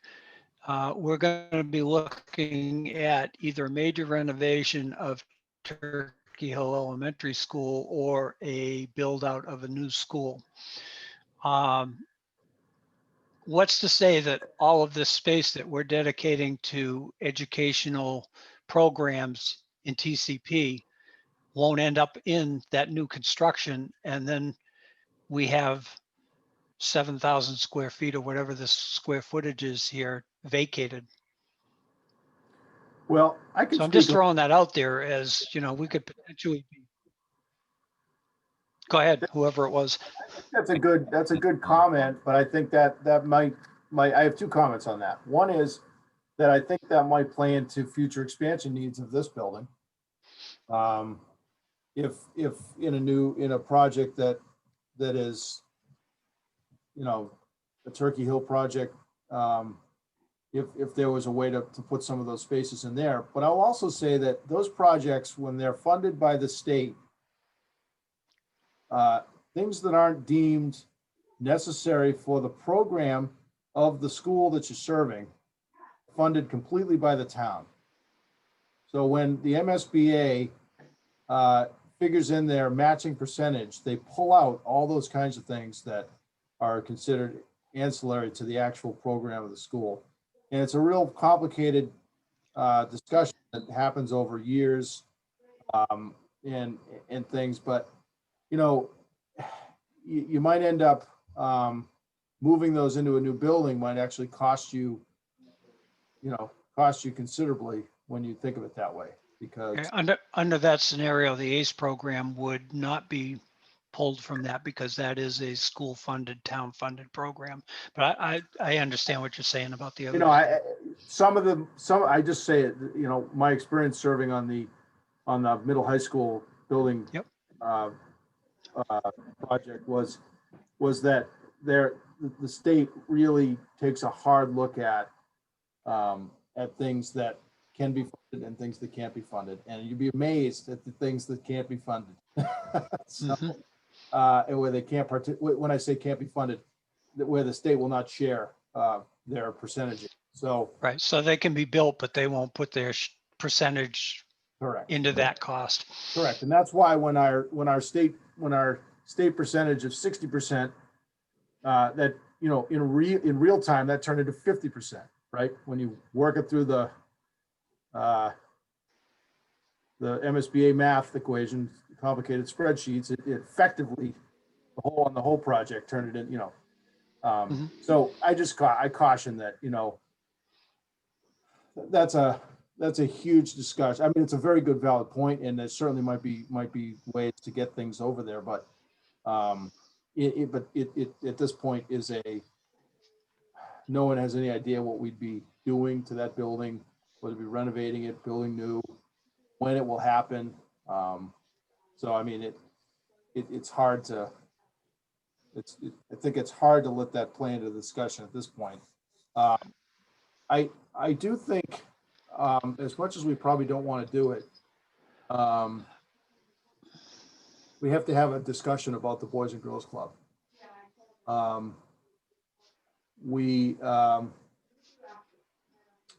We've now seen the analysis here. And we've heard from the superintendent about, real-time needs for just managing status quo. And now we've, Tom has been kind enough to amend this, do some real-time amendments as we've been talking. And I mean, it's pretty clear that it looks to me like we have effectively about 1,000 square feet of extra space back there. So we have that lower right-hand gray space where we've got ACE, and we have a game room flanking it on one side and a homework educational computer data room on the other side, which with the ACE, I think that whole area is like 2,000 square feet. So it looks to me like we're the analysis that we're coming to is showing us that we really, we don't have the kind of space available that Boys and Girls Club is asking for. And I know this is a difficult topic, but I think we need to get to a point where we're giving the architect, I don't think it's, maybe we can make the decision tonight, maybe we can, but I'm just saying, I think we need to come to a resolution on this as a committee. Okay, so, Mr. Go ahead, Chair, Dave. may I? The Boys and Girls Club, if they need more space, it's not necessarily a new space, they needed more space. So the thought was that they were trying to do, speaking as a member of the board there, but what we were trying to do was either free up a building for the town or just get more space. Because right now there is no place for students that want to study unless they've split up into multiple areas. My issue I'm having here is that I understand the school's needs, but to me, the Boys and Girls Club is an extension of the school. I don't care how you want to call it, but they service a need of our students and our community and our people. And I hate to see them squeezed out because this program wants to expand, not contract right now. Right now they have to turn kids away. We need to be able to have more kids, not kids turn away. This is to me, an important program. And I have a lot of trouble here with with how much I'm giving up to my students and to the amount of families that the Boys and Girls Club services for groups for things that are servicing such a small percentage of our population. And that's my issue I'm having right now. My issue I'm having with what's going on is that I feel like this group, because they don't have a voice per se, is going to get squeezed out, but they are a dire need for us, and they are servicing a key demographic, a huge demographic in our community right now. And that's what I need to fight for them as much as I can. I mean, I would sooner see, like I say, the only reason we see ACE in here is because their admin has to be in the same building as them. Well, what's the case? Brooks House. What is Brooks House going to be used for? Brooks House could be used for storage only if you want, and just make that a storage facility. And I'm sorry if somebody has to walk across the street to go get a 40-year-old document from the Brooks House or something like that. I think there's usages that we have. I think we're squeezing important people out just for the sake of folks who want to have a lot of extra space. Hey, Dave, I appreciate that. I want to, just before I call him Michael Ray, just to follow up and just say, I'm sure you didn't say it this way, Dave, but I want to be clear that I do think that that's an important organization in town too. I'm not certainly shedding any negative light on it. I just Understand. Yeah. I do appreciate the comments. Okay, thanks. Okay. Michael Ray.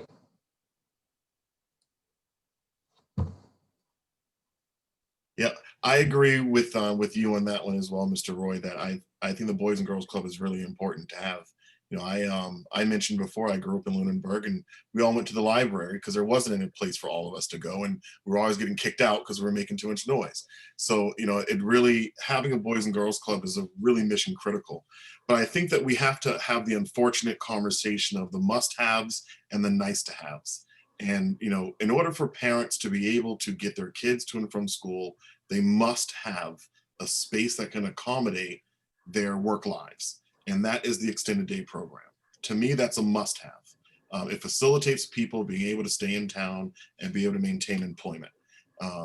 So, you know, I think that that's something that no matter what needs to be part of the program. You know, ACE, you know, these are unfortunate, you know, not unfortunately, but these are, you know, young adults who need more help. And it is a small population, but it's also a very protected population. When it comes to the Boys and Girls Club, you know, I think that there's a political component to this that I think we have to think about here too. And the political side of this is that we take care of our kids. You know, I mean, if we look around town, you know, when we needed a new high school, sure, we needed a new high school. Nothing in government happens quickly, but the community responded. We needed a new primary school. We needed a new library. Those things happen relatively quickly compared to the time that the need was identified and the result came about compared to the needs of adults. We needed a new public safety building for 25 years before we finally got one. We've needed a new town hall for at least 40 years and we still don't have one. And I think that if the Boys and Girls Club is going to need more space, period. But I think that we have a town that has shown that they're willing to commit to the future needs and the current needs of the kids. So, you know, I know that it took a while to get the money to get the building going, you know, but now that the program is here, we're going to do everything we can to keep it going. And if that means, you know, retrofitting Ritter Building, because this plan vacates Ritter, you know, Ritter Building in my mind, it may be the best spot. And the reason why is there's limited parking at Ritter and there's limited need for parking when you're dealing with kids who don't drive. So, you know, if that's a place in town that's now freed up, it's much bigger, it can be improved upon, and it can meet that future need.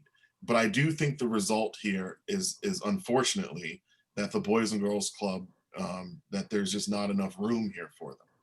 And it doesn't mean that we're not committed to them. It just means that this may not be the opportunity to achieve that goal.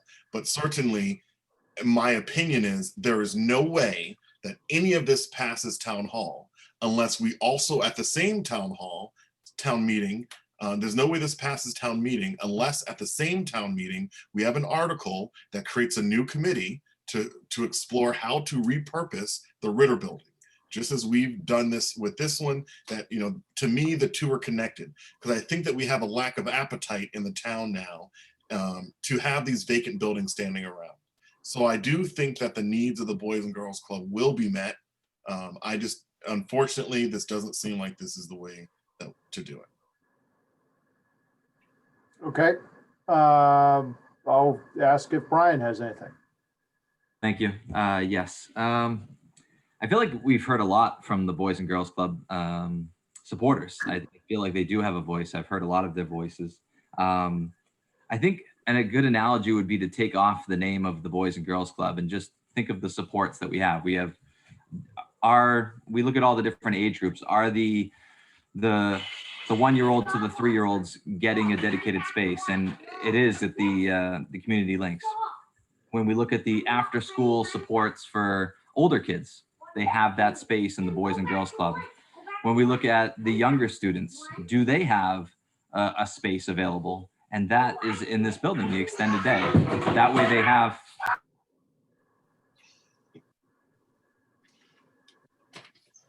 I know that feeling.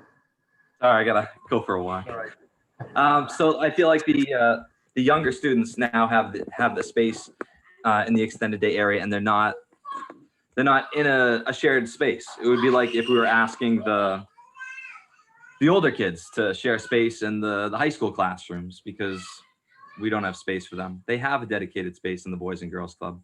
But this space is needed for those younger students. whether it's the 1-year-olds, the 3-year-olds, or the first graders to the 6th graders, that they have this space. It's important for each of them to have that space. I feel like if there's extra space, whether it's we save it for potential expansion, or maybe it is an availability for Boys and Girls Club to expand, but in a separate space that they could have that study area. But I feel like the needs are that those younger kids do need that dedicated space, and the community needs dedicated space for those parents who have those children who need that after school availability. And I agree with a lot of what Mr. Jeffrey said earlier too. Okay, thanks, Brian. Mr. Passios, do you have anything on this?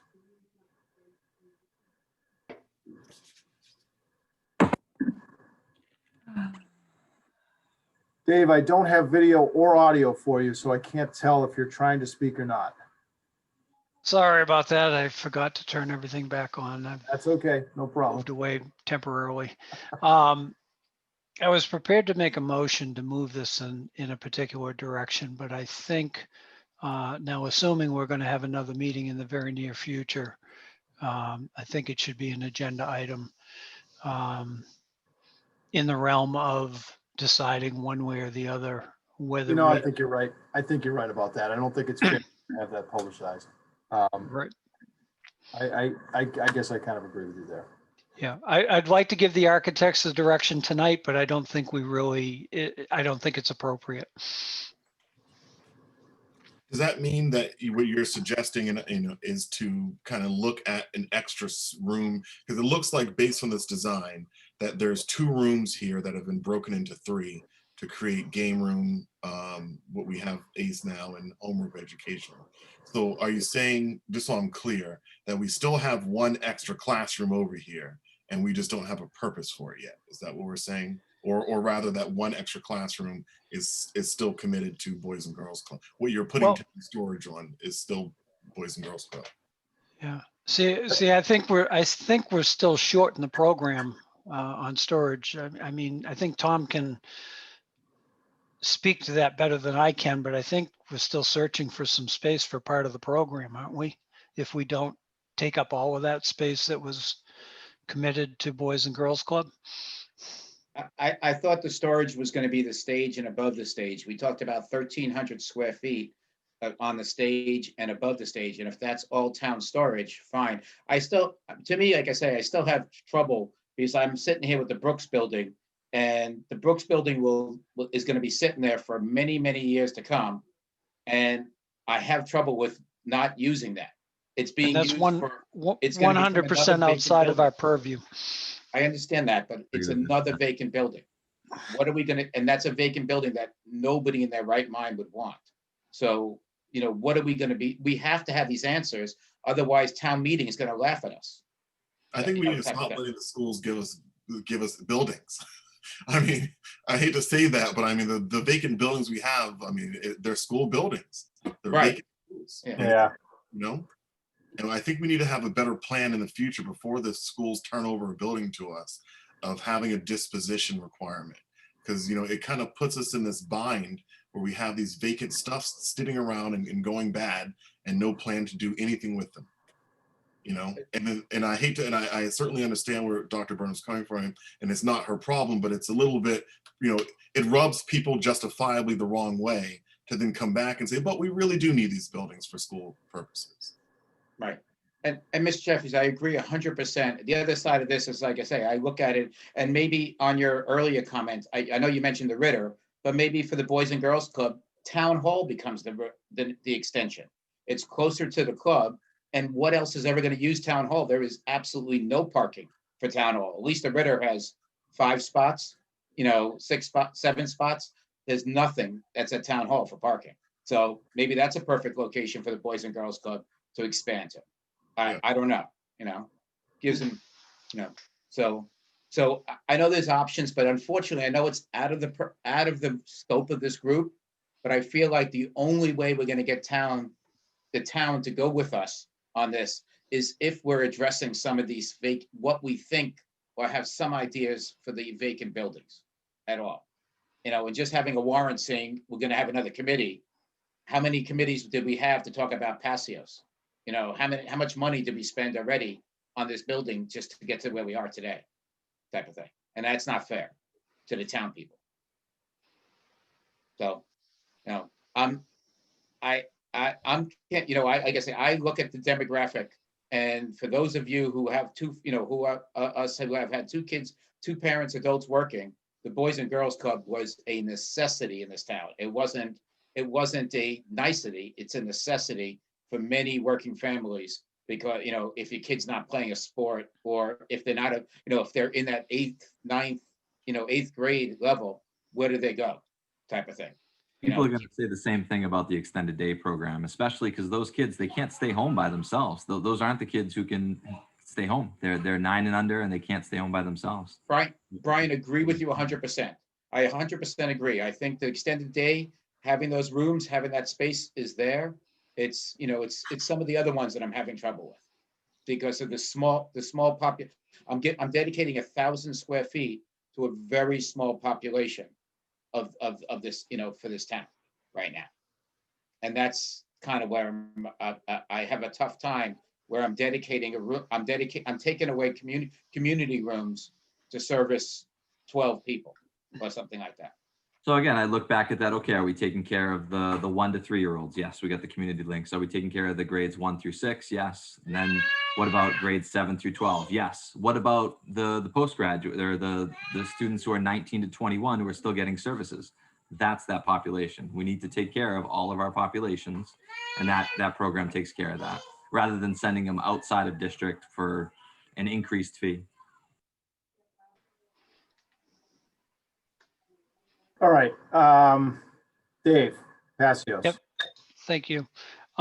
First of all, if the Boys and Girls Club ultimately do not make it into this building, or extremely limited use in this building, they're not going to go away.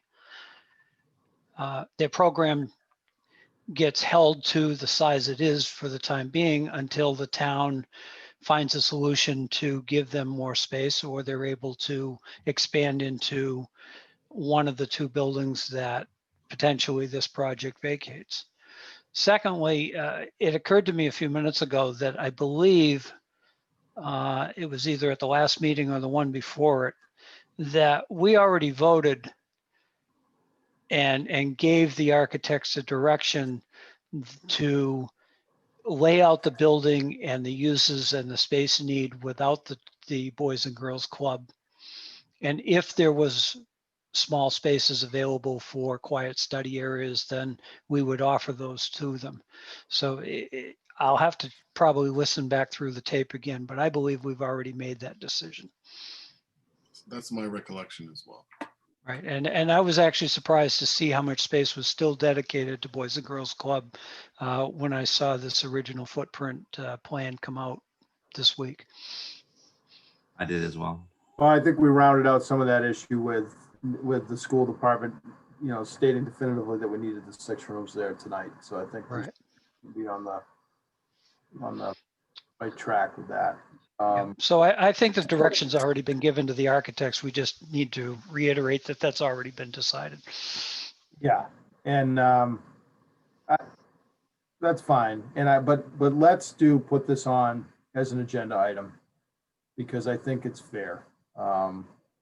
Definitely. Maybe this will, you know, invoke some more citizen participation in this meeting and the discussion. That's my point. There's some players that would probably like to be here that aren't for this discussion, and I recognize that. I think that was a good point. Maybe I spoke a little bit too soon on that. But I do think that it's an important topic to discuss. So let's do it. Right. But I still say that I don't think we should hold up the architects. I think they should be moving in the direction that we've already voted. Yeah. Because we've got to move this project forward. We've got to hopefully get to a special town meeting with, you know, something moving forward, not stagnating and jostling back and forth. Yeah. I would agree. I feel like we had that discussion at the last meeting. I feel like we're going in the right direction, and I don't want the people to come out trying to get us to change change our minds on what we want and what we think is best for the community. And we did do the priority list, which I think is very helpful. So I think if we work the priority list, I think that that the answer kind of should appear if we work from priority, 1 down the list. I think that would pop up. These type of answers are going to pop up. So, all right, let's I don't want to say table it, but let's make sure we have. I'll make sure we have an agenda item on to this effect specifically next time, so it's duly notified and everybody's on notice, and then we can discuss it more fully there. But this sort of primed the pump. So if I could ask that everybody just keep it in mind and be ready to discuss it more completely and perhaps definitively at the next meeting. So I'll turn it back over to you, Tom and Ed. Let me clarify a few things. So what is shown on the screen is more based on what we discussed earlier tonight, and Dr. Burnham had some concern about mixing the ACE program with the rest of the younger kids. So we might need more conversation with her, but in this particular, what we're showing here is try to put them in one corner and use these 2 classrooms more storage as a transition space so that the younger kids are really on the other side of the wing. And the other thing I need to just want to confirm as far as the way we're going to use the space for the meeting rooms, because that will help us to calculate the occupancy, which eventually will help us to calculate the plumbing needs or what the plumbing code requires. So if I may just start with the 2 conference rooms. So I would assume that the conference room will have tables and chairs, like conference tables and chairs, because that's small enough. But for the meeting room, say meeting room number 2 and number 3, that will be maybe like a classroom setting in some cases because of the potential hearing. Is that a fair? What I envision there is that those of meeting room 2 and 3, as we've named them this evening, one of them would be set up so that there could be some tables with chairs that you could have like a almost like a classroom setting if you wanted, but you could also hold a public meeting there. The other one would be set up more as just a meeting room with chairs. That's my thought on that. I don't know if anybody else has an opinion on that, but that's what I would think. So, Dave. yeah. Mr. Chair, I looked at it as that these would be set up if we had the skinny rectangular tables that could be used as either a classroom or you stick them together to make a large conference table. It would serve both purposes. That's kind of what I meant. Yeah. Both rooms are set up that way. The other thing is looking at how we're doing. The other thing is looking how we're doing it right now. I'd like to see the IT guys moved, the IT and meeting room 3 moved. So that meeting room 2 and meeting room 3 are adjacent to each other. And then maybe there's an idea that a wall could come down and we can have another large meeting room if you needed it. So say like the planning board, when they ended up having a 40B discussion, and there's going to be 70 abutters there, they can open it up and have a larger meeting room if they needed it for that one time. So that would give the opportunity to and I don't need, Tom, I don't need you to change it right now, but I'm just giving. No, I'm just taking notes. Yeah, I'm throwing that out to the group to say, hey, maybe that's a good way of making it another large meeting room instead of the one we have. For me, flexibility is always great. I guess I view that space like the middle and high school collaborative rooms. Yeah. Are you familiar with those? They've got just what Dave's talking about. They've got those tables that can be arranged in rows, looking at someone giving a lecture, or they can be arranged in a U so that everybody can be sitting around, or they can be put all together as a big table. And I think that's real flexible type furniture. Whether or not both that way, I mean, I guess I don't care. Well, it's easier that way, right? It's kind of the least expensive way of making the room the most useful. Yeah.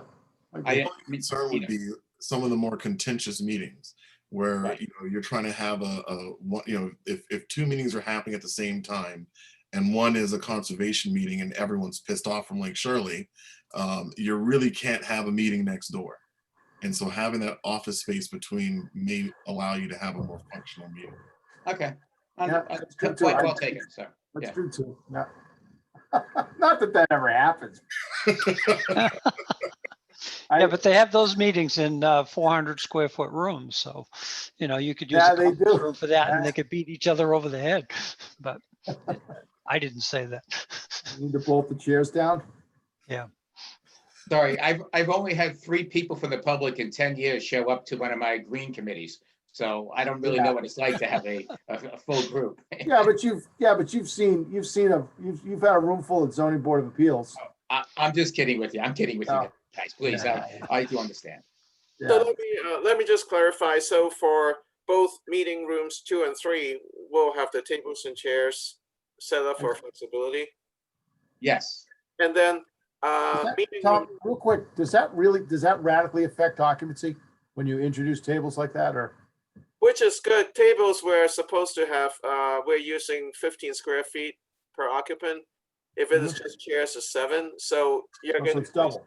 increase that. That means that the plumbing count is going to go up. Okay. But if we have both of them set up with tables, you're saying the plumbing count will go down. Right. Okay. So let's talk about the meeting room number 1, which is the biggest one. But we also need to be realistic too. So Yeah.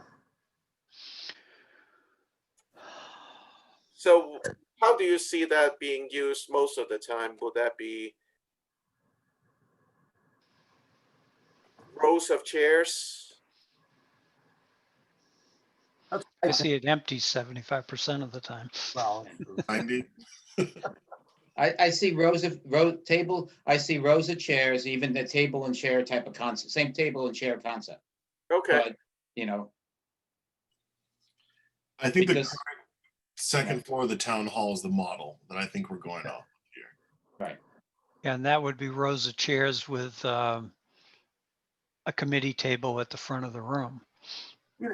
I got to tell you though, as a consultant that goes to public meetings all the time and represents clients, it is nice to have a place to write.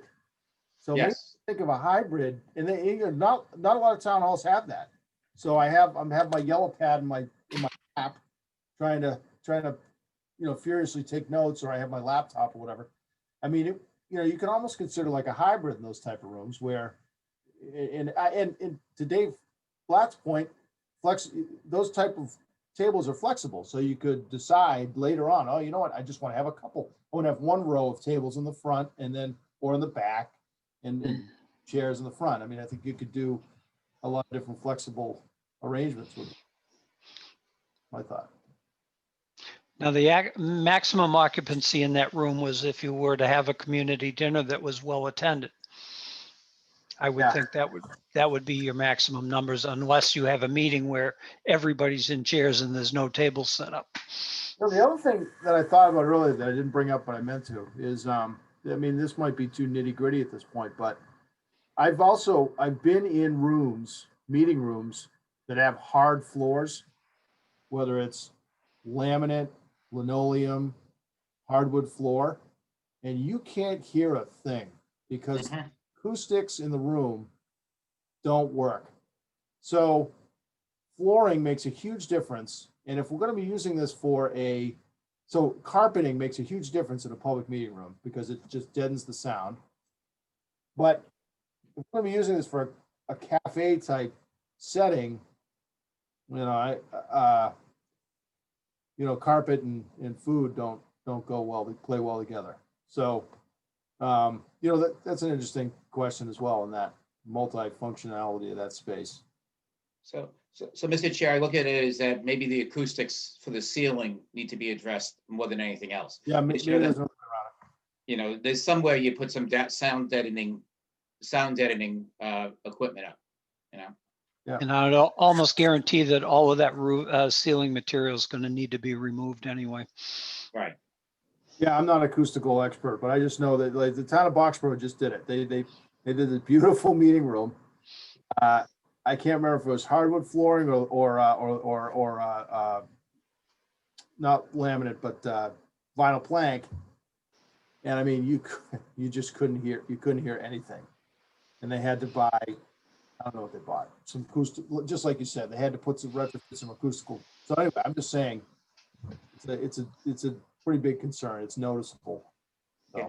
And can I ask, conference room 1 and conference room 2, how many people do you envision being able to fit in there with a table in each one of those rooms, Mr. Lamb? I think conference room number 2, let me just zoom in, is about 200 and. Say 300 square feet. So 300, I would say if it's 20. 20. I feel comfortable to say at least maybe 8 to 10 in number 2. Around the table? Around the table. Yeah, I mean, we're going to eliminate this closet, so actually it will be more like a square shape. You might be able to have one line of chairs on one side. So you might be able to, yeah. I'm just trying to understand how useful, like, you know, a 300 square foot and a 400 square foot conference rooms are. I still go through that idea of that storage area, that 309 feet needs to be part of conference room 1 so that you can actually house a group that, you know, that could be larger. Well, that bottom room in the Ritter can't be much more than 400 square feet, right? Well, but it's, no, you have more than that because you have the ability to have the two tables in there. So that's got to be more than 4. I'm just trying to visualize it. Probably about 20 feet by 20 feet.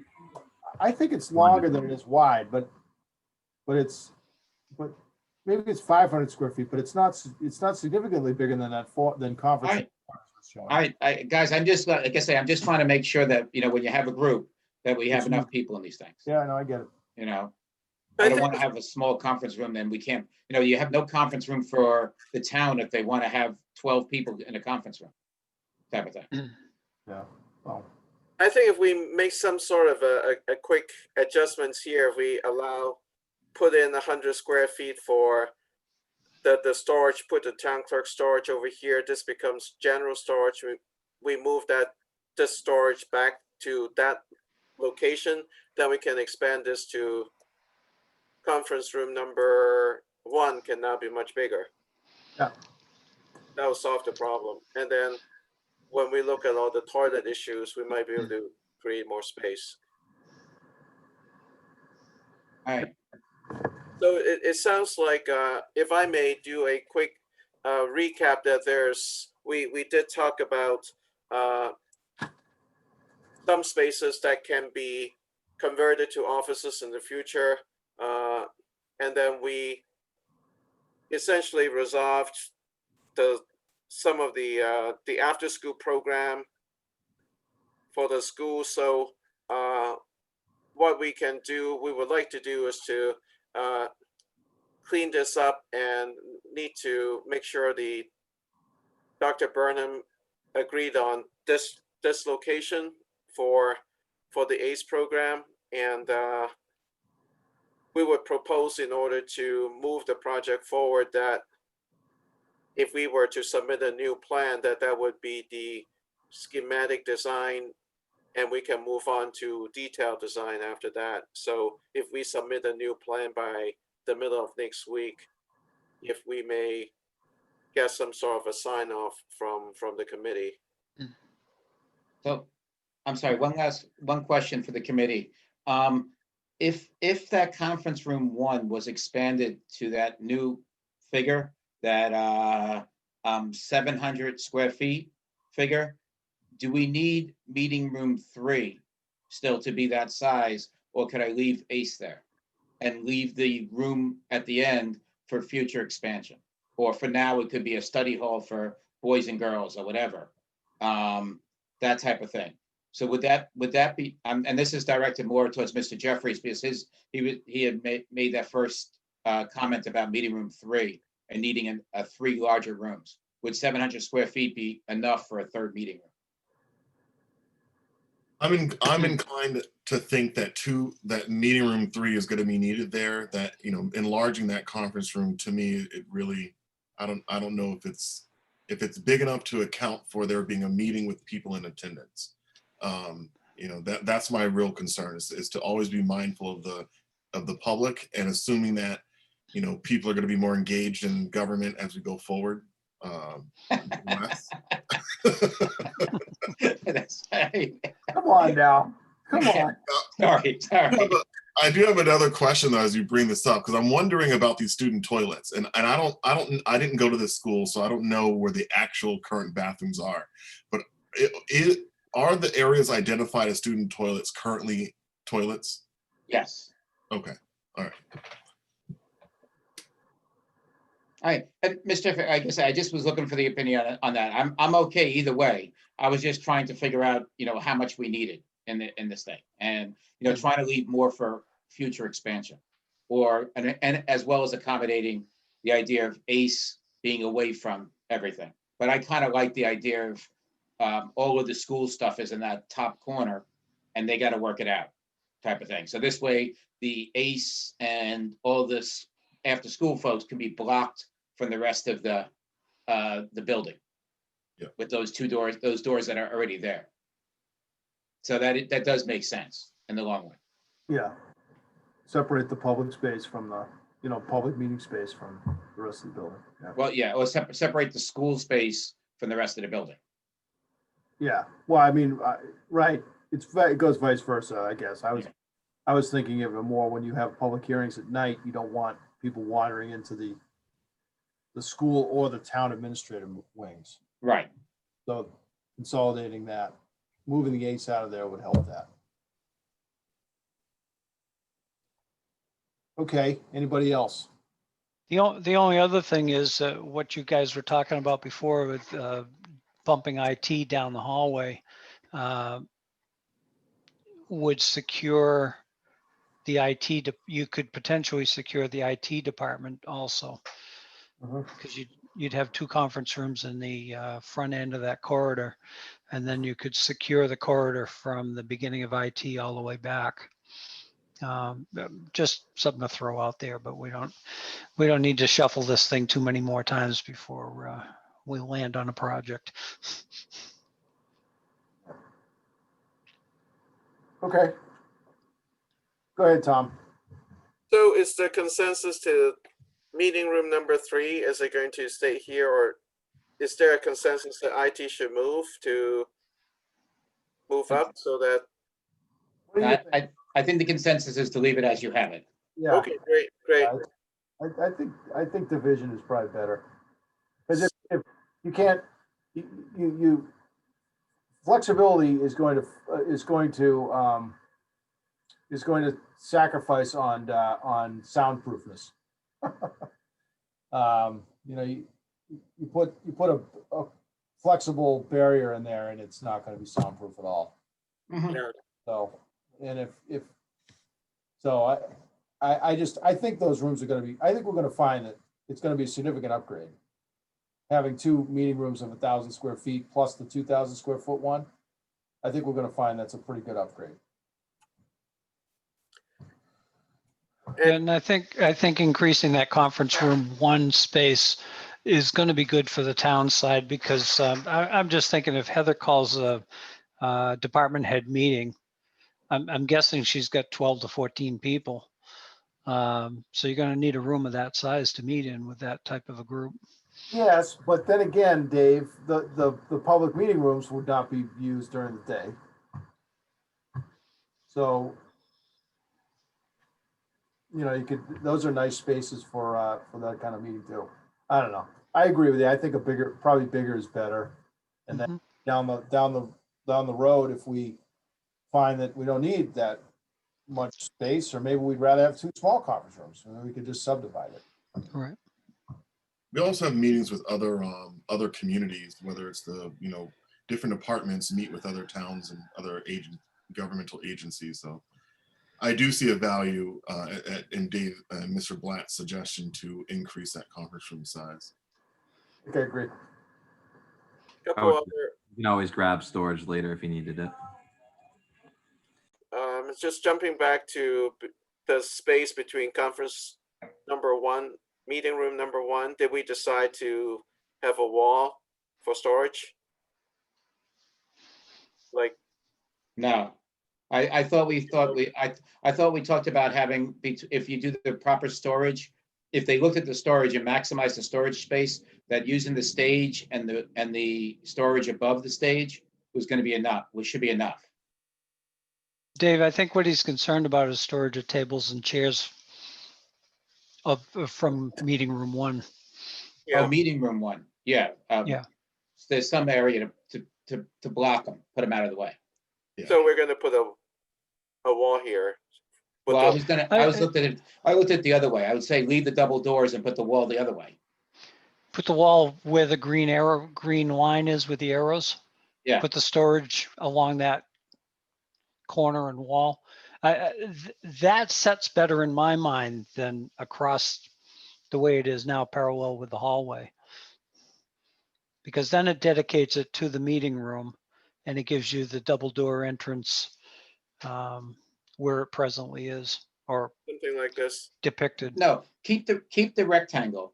Just move, Okay. just move it over so that it's, so that when you walk in the double doors, you have a little bit of a hallway before you walk into the meeting room. See what I'm saying? The entryway. Slide it to the other side. Yeah, just slide it to the other side. I think he's trying, yeah. Nobody Hey, sees it. the technology is good, guys, but geez, you gotta.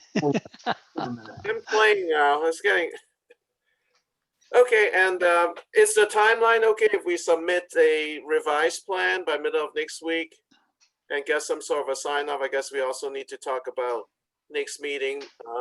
But before we do that, Ed has been waiting to give the committee an update on traffic study and hazmat. Yeah. And just to kind of piggyback and reiterate what Tom was saying, once we get the sign off, it seems like we're in a really good shape with the room layouts and adjacencies. And with the sign off next week, he'll be able to come up with the occupancy, which will dictate how many plumbing fixtures are needed based on the plumbing code. But what else happens is with the user groups, as Dave Kelly mentioned from Meridian, he'll be able to finalize the parking count because the office usage versus educational usage has different parking requirements. So it seems like we're going in a good direction. Well, he'll be able to finalize the parking counts. And as Tom mentioned, we'll move into the design documents because what's very important, as we all know, is doing the construction cost estimating. So once we get the sign off, move into the design documents, then the engineers will be doing their thing on the MEP side, looking at all the new systems. The architects will be looking at all the new finished systems, and we'll get our cost estimator going for the total construction cost. So it seems like we're moving in a really good direction to get going on those quickly. Yeah, and just a quick update on a couple other engineering things. We finished all the traffic study work in the field. We're doing the analysis now based on the 5 intersections we looked at. We're working with Mass DOT. There's a signalized intersection at Mass Ave in Lancaster. They required us to submit a Freedom of Information Act request to get the traffic data from those signals. So we've done that. And we've reached out to the regional planning agency that covers the town for some growth projections that affect the traffic study as well. So hoping to get that information from those 2 different agencies to wrap up the traffic study. I think earlier this week, we submitted to the town 2 additional hazmat studies for the building. One was PCBs. We sampled and tested the sealants and caulking in the building. The test results came up negative for PCBs, which is a great thing. We also had the building tested for lead-based paint. There's quite a bit of lead-based paint in the building. It's on all kinds of different surfaces, from walls, window sills, window frames, door jambs, doors, railings. It's spread throughout the whole building. So those two reports, plus the original asbestos report that we provided towards the beginning of the project, those will all be rolled into our consolidated report that we provide to the town at the end of the project. So you have those now, but we'll be submitting them again with the consolidated report. So that's an update on those types of reports and analysis that's been underway. I don't know if there's any questions on any of that. Questions from any of the members?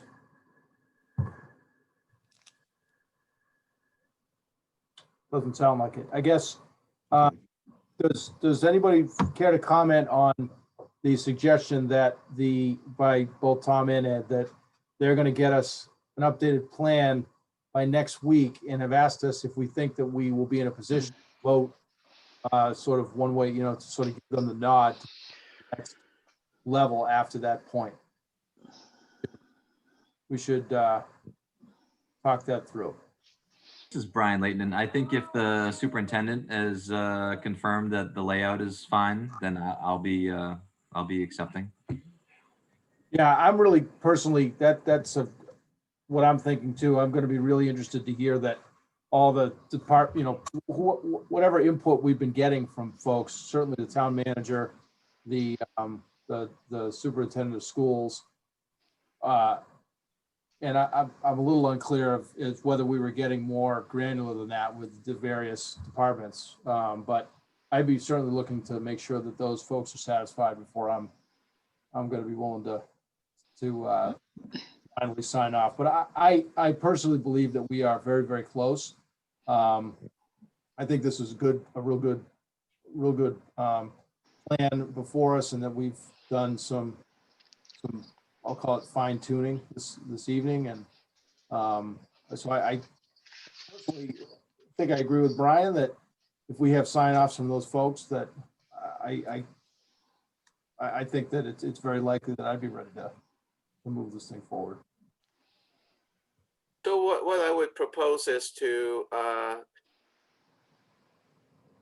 update the plan and then send another round of invitation or just for sign off from the different departments, and just say these are the plans based on what we talked about, and this is what we're moving forward with. And we might even put a sign off block on the page. We may create several sheets so that they can print it out and literally sign it off.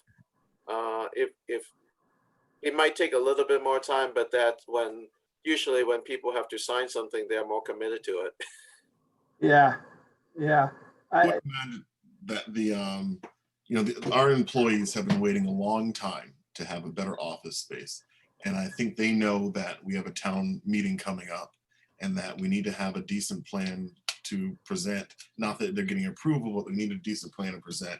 So I would anticipate that we will have no delays from any of the offices and reviewing the last modification and saying, hey, this is great to go. And I also think that will help us on our presentation at town meeting in saying that, this has been, that this has been vetted through all departments several times, and that we're presenting what makes sense to everybody who works for the town. I agree. I think that would be really important to have that data for our presentation to show the public that these people all signed off on this, they want this, and make it happen. Yeah. So Yeah. I'm sorry, but I do like the idea of a sign-off sheet just to kind of have a forced deadline, and just making sure somebody knows that they have to make a commitment that way, and that it does. I agree that it makes them look a little bit harder if they're signing their name to it. They can't say, "Oh, I missed that" or something like that. So the sign-off sheet is pretty easy, but just saying I reviewed it, boom, put your name on it, and thank you. But I agree with everybody's ideas that we need to know that we need to have that from the town offices saying this is good. And then they vetted it. Okay, Pass. Yeah, I totally agree with that. I'm just wondering what timeframes we're looking at here. Initially, before Tom suggested that we get the sign-offs, I was hoping we might try to do our sign-off the end of next week, but it based on what we just talked about, I don't see it happening that quickly. Yet we've got special town meeting, creeping up on us very quickly. So I think we need to talk about what day we're going to schedule the meeting for, so that backfills the deadlines for that process to happen and us to have a meeting to review those responses quickly, or Tom give us a quick review and Yeah. then vote to sign off. Yeah. Okay, we can take that on a turn. We want to discuss future meeting at this point. So I'm at a loss for how to schedule these, folks. So the first, I think I kind of agree that next week is probably too quick. And so then you're talking about election week. So you've got November, what's that? Is election night the 3rd? Yes, Tuesday the You 3rd. got 2nd, 3rd, 4th, 5th. Tom, how much time do you think you want, if I may ask? So I'm thinking out loud here that we probably can have the revised plans, and we want to reformat some sheets for sign off. So let's say we send it to the different groups on Tuesday, but I'm going to do tomorrow on Monday, I'm going to send a notification to the groups that the final sign off plan is coming, just kind of prepare them. So if we send it to the different offices midday on Tuesday, and I give them 2 days. So I would say by end of business on Thursday, we should get the comments back. At this point, I'm pretty confident that they might have some minor comments that can be easily accommodated. A lot of times when we do different design milestone sign off is to have them write, I'm signing off, but there's a couple things I'd like you to change. So we just may do that. Say they might say, okay, you have other rooms, but I like this room to be next to the window, for example. And they would just physically write it down or type it in as a contingency. But I am pretty comfortable that by end of business next Thursday, we should have the information back. I think it's pretty fair if we give the town employees 2 days two business days to review and sign off on the plans, because it's not like they haven't seen the plans before. It's been evolving over the last couple months. Okay. I mean, that's fine with me. So then I guess maybe instead of doing a free for all, let me just do it this way. Okay. Tuesday's election night, that's out. So I'm gonna poll each of you and see what your availability is for Monday, Wednesday, and Friday, and see where we land. So I'm gonna start with Dave Blatt. What is your availability for those 3 days? Monday and Wednesday. You could do Monday and Wednesday. Okay. Yes, So that's the 2nd and the 4th. that's correct. Okay. Dave Passios, The same, Monday and Wednesday. Monday and Wednesday. Mr. Leighton, I'm available Monday. Wednesday, I have a school committee meeting at 7, so I would have to leave early. And Thursday, I'm not available. okay.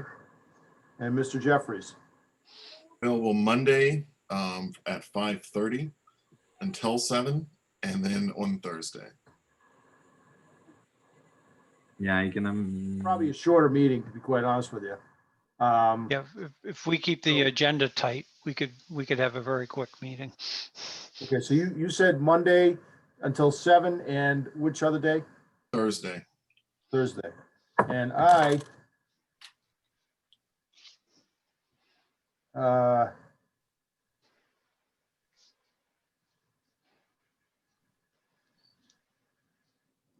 will, appears to be Monday and Thursday. So it sounds like Monday is the day. Is that doable? Tom? Monday, November 2nd at 5:30. Yeah, Works Sounds for good. okay. That's a real tight turnaround for that 2-day window for the town review because we're closed on Fridays. I think we can get it. I think we got to do it. We don't have a choice. So let's do that. Monday at 5:30. Can we do that, everybody?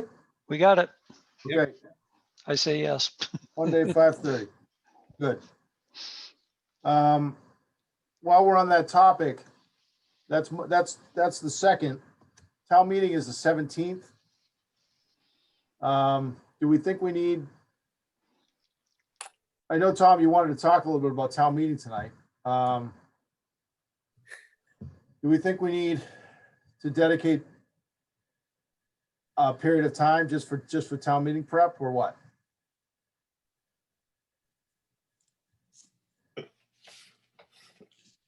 Yes. Okay. So, say that again, Michael Ray. For sure. For sure. So, so let's see. So town meeting is 17th. 17th, so just over 2 weeks from the 2nd. So do we want to try to get something in the next week? Sure. Okay, so let's do the same thing that I just did. November, The 11th on Wednesday is Veterans Day.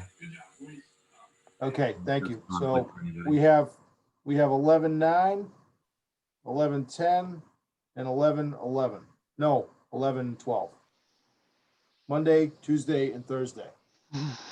Hold the audience again. Dave Blatt. Monday, Thursday would be better for me. Okay. Passios. Thursday only. Okay.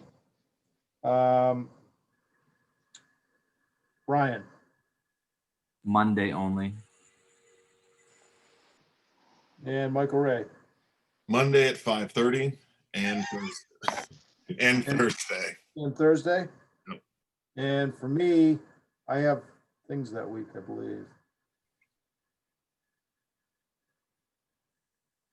I can do Veterans Day. I can do Wednesday if we need to. That's a possibility. I don't think we Same should here. we can't hold a public meeting on Okay, thanks. holiday. I don't think we can do that. I was going to mention that. Can we be in executive session on Wednesday? I don't think that's a good, I don't think that's a good plan. Let me Sunday, just- the 8th. if you guys want to do it Sunday, I mean, we could do it. You want to try? I can't do Sunday. I can't. Okay. I just threw it out there as Yeah. half joke, half serious. You want to try to do a Saturday? No. I mean, I don't either, but I mean, if it's a one-shot deal and we need, How many of you guys were good on Monday, the 9th? so I think I'm good actually on Monday, the 9th. At 5:30. Yeah, the problem I have right now is I have a parks meeting at 6:30 that evening. But I mean, if I can contribute for an hour, Okay. I think that And might be then- fine if the rest of you are good for Monday. We're going to dedicate that meeting to prep for town meeting. So it's not like, I don't view this as deliberating on content. I view this as just deciding how we're going to present on town meeting. Mhm. Yeah, I think let's just roll with Monday then. Okay, so At the end of the meeting, we can decide that Dave Passios will present. yeah. Okay, That's right, okay. so- I've gotten, I was totally missed. I heard it from one town meeting, so maybe they'll enjoy hearing from me more at the next one. I remember that meeting when you weren't there. It's memorable. Yeah. Yeah. Boy, I'll tell you, I got more text messages. Are you okay? Where are you? Okay.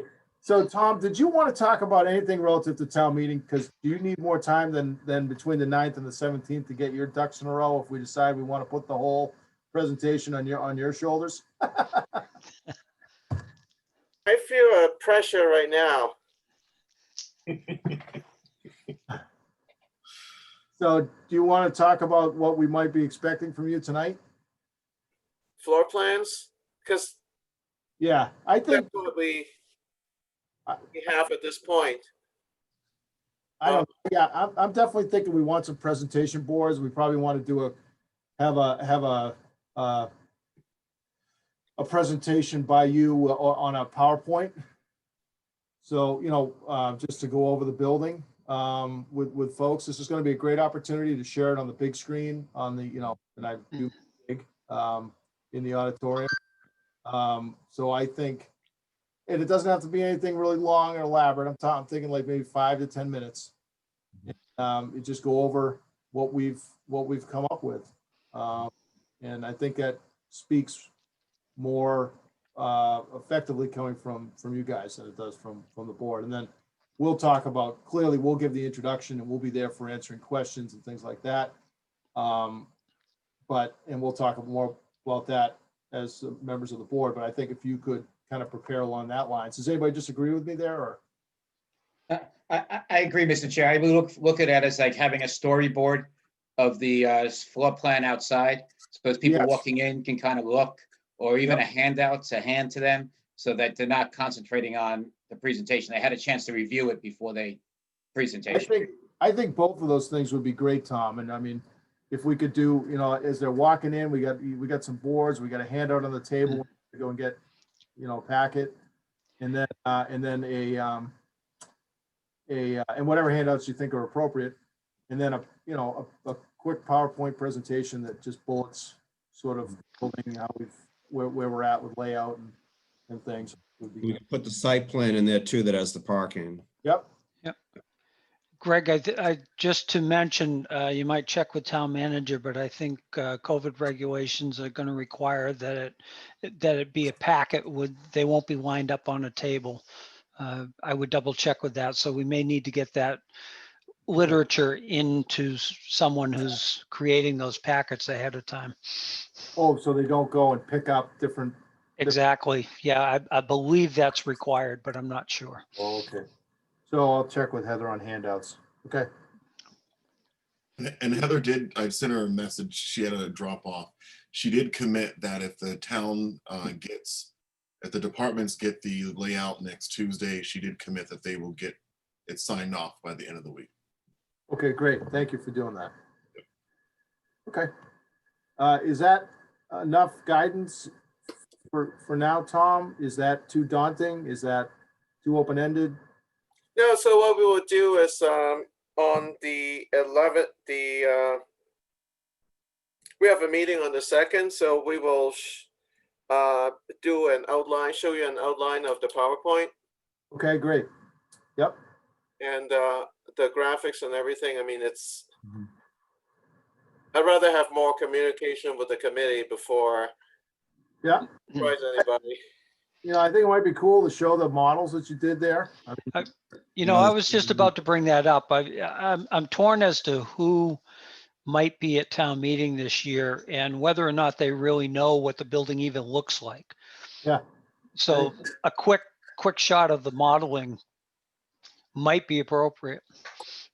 I think so, and it'll communicate that, the work that's gone into this too. I mean, we want to communicate that too. So, I think, Yeah, we'll have something on the, we'll have a draft PowerPoint on the 2nd. great. Appreciate that. Yep. I also asked Mr. Roy, so prior to Tom sending out the notification to the town next Tuesday, can he send it? Are you available for him to send it to you, for you to do a once over, just to verify that, you know, things are right, and that if there's any, that he's accurately captured the intent of tonight prior to it going to the town? Oh, I see what you're saying.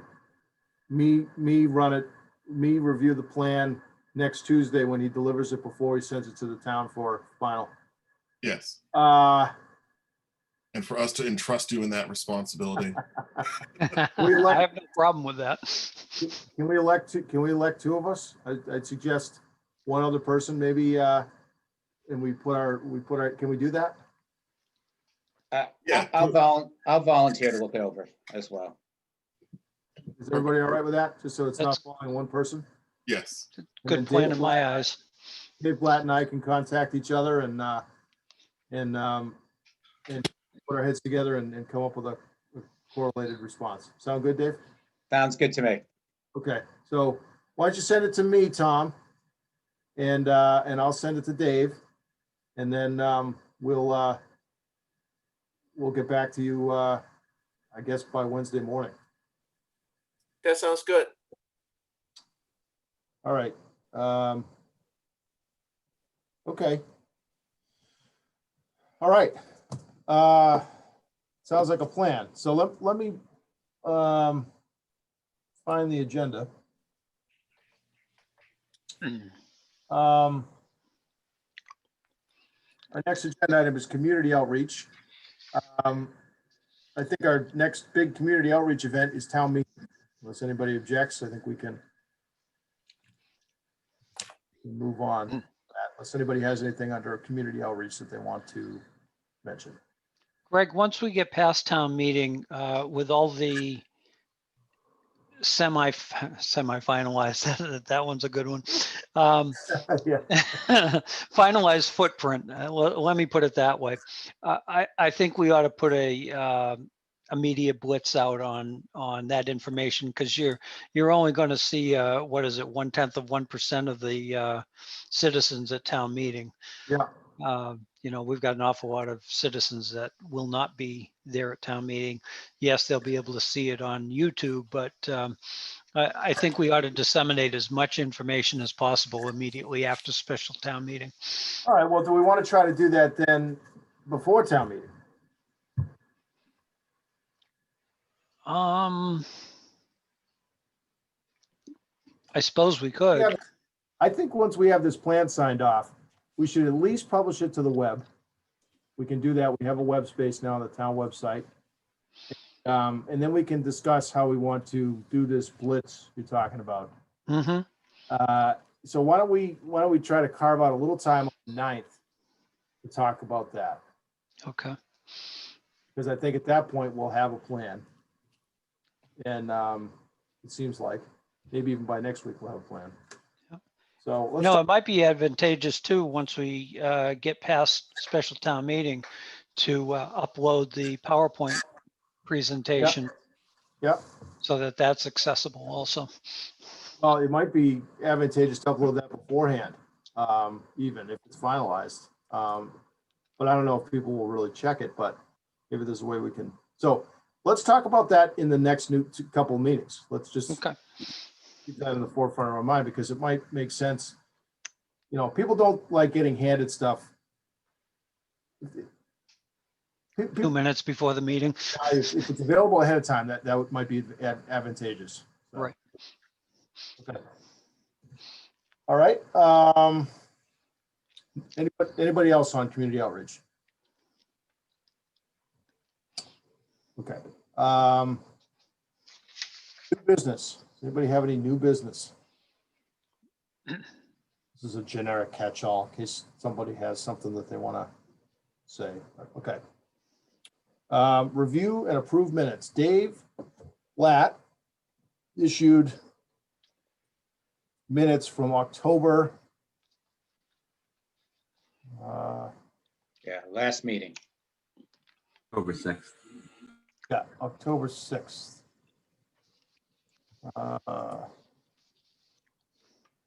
Did everybody have a chance to review those? If so, I will accept a motion. This is Brian Layton, and then make a motion to approve the minutes from October 6th, 2020. Second, Okay, is there any discussion on the motion? Okay, I'll do a roll call vote. Dave Blatt, I say yes.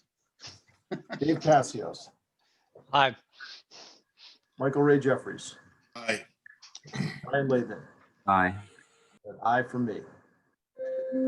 Thanks, Okay. guys. Thank you, Dave. Appreciate that. Let's see. I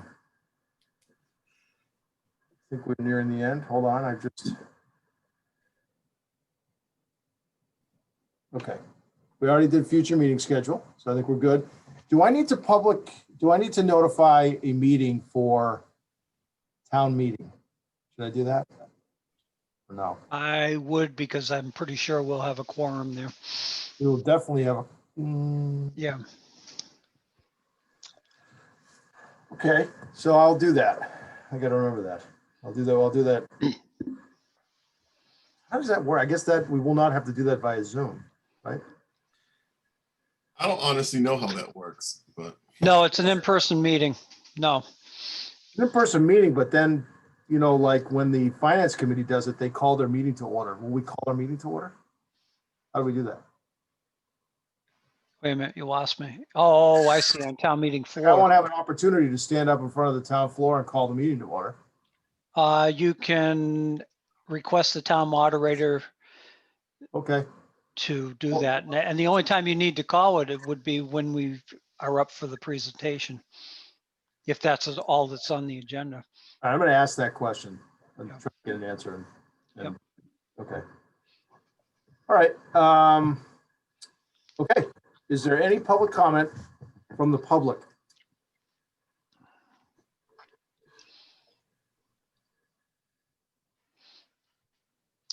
Nothing showing on my Do screen. not see any. Okay, I just like to do a pregnant pause because some people have issues with their technology for a moment, so. Not see anybody. So I will move on to public comments from the committee members. yes. I just want to thank you guys for the diligence that you guys have all put forward over the last, year and a half, right, roughly, doing this. I think that we all know that this is a good product. I know it doesn't meet every need in the community, but it certainly is an improvement over the current. So, I think you guys are great people to work with. I hope that I offer the same to this board, but certainly I think that, we're in the right direction and that this is a momentous thing. We're going to be looking at this town hall for a very long time. And so I do appreciate the diligence and of all of you guys. So thank you. Thank you. Thank you, sir. Appreciate that. Yeah, appreciate your diligence of on your drive home, wanting us to join you on your drive home each time too. You've been a good addition. Yeah, it's good. I do appreciate being able to do these at 5:30 because it didn't happen tonight, but I often will have a public hearing starting at say 7 or 7:30, and it affords me the opportunity to be able to do both, or at least, probably be able to do both. So anyways, I do appreciate that, and we'll just see how that goes. And hopefully we get a couple new members soon. So, okay, that is it. I will, unless anybody else has anything. I don't want to cut anybody off. Anybody else? No. Okay. I will accept the motion to adjourn. I move we adjourn at 8:35 PM. Second. Okay, roll call vote. Dave Blatt, Yes. Dave Passios, Aye. Brian Layton, Aye. Michael Ray Jeffries, Aye. and an aye for me. Thank you, everybody. We appreciate Night, everybody. I'm sorry, quick question, Mr. Chair. What was the it. days, Too late. what was the day for the meeting? The next meeting was November 2nd? Second, Second, 5:30 PM. 5:30, Perfect. November Thank 9th. The next Thank two, not this coming Monday, but the next two. Yep, okay, all right, perfect, thank you. Okay, yep. Okay. All right, Wow. everybody. Thank you.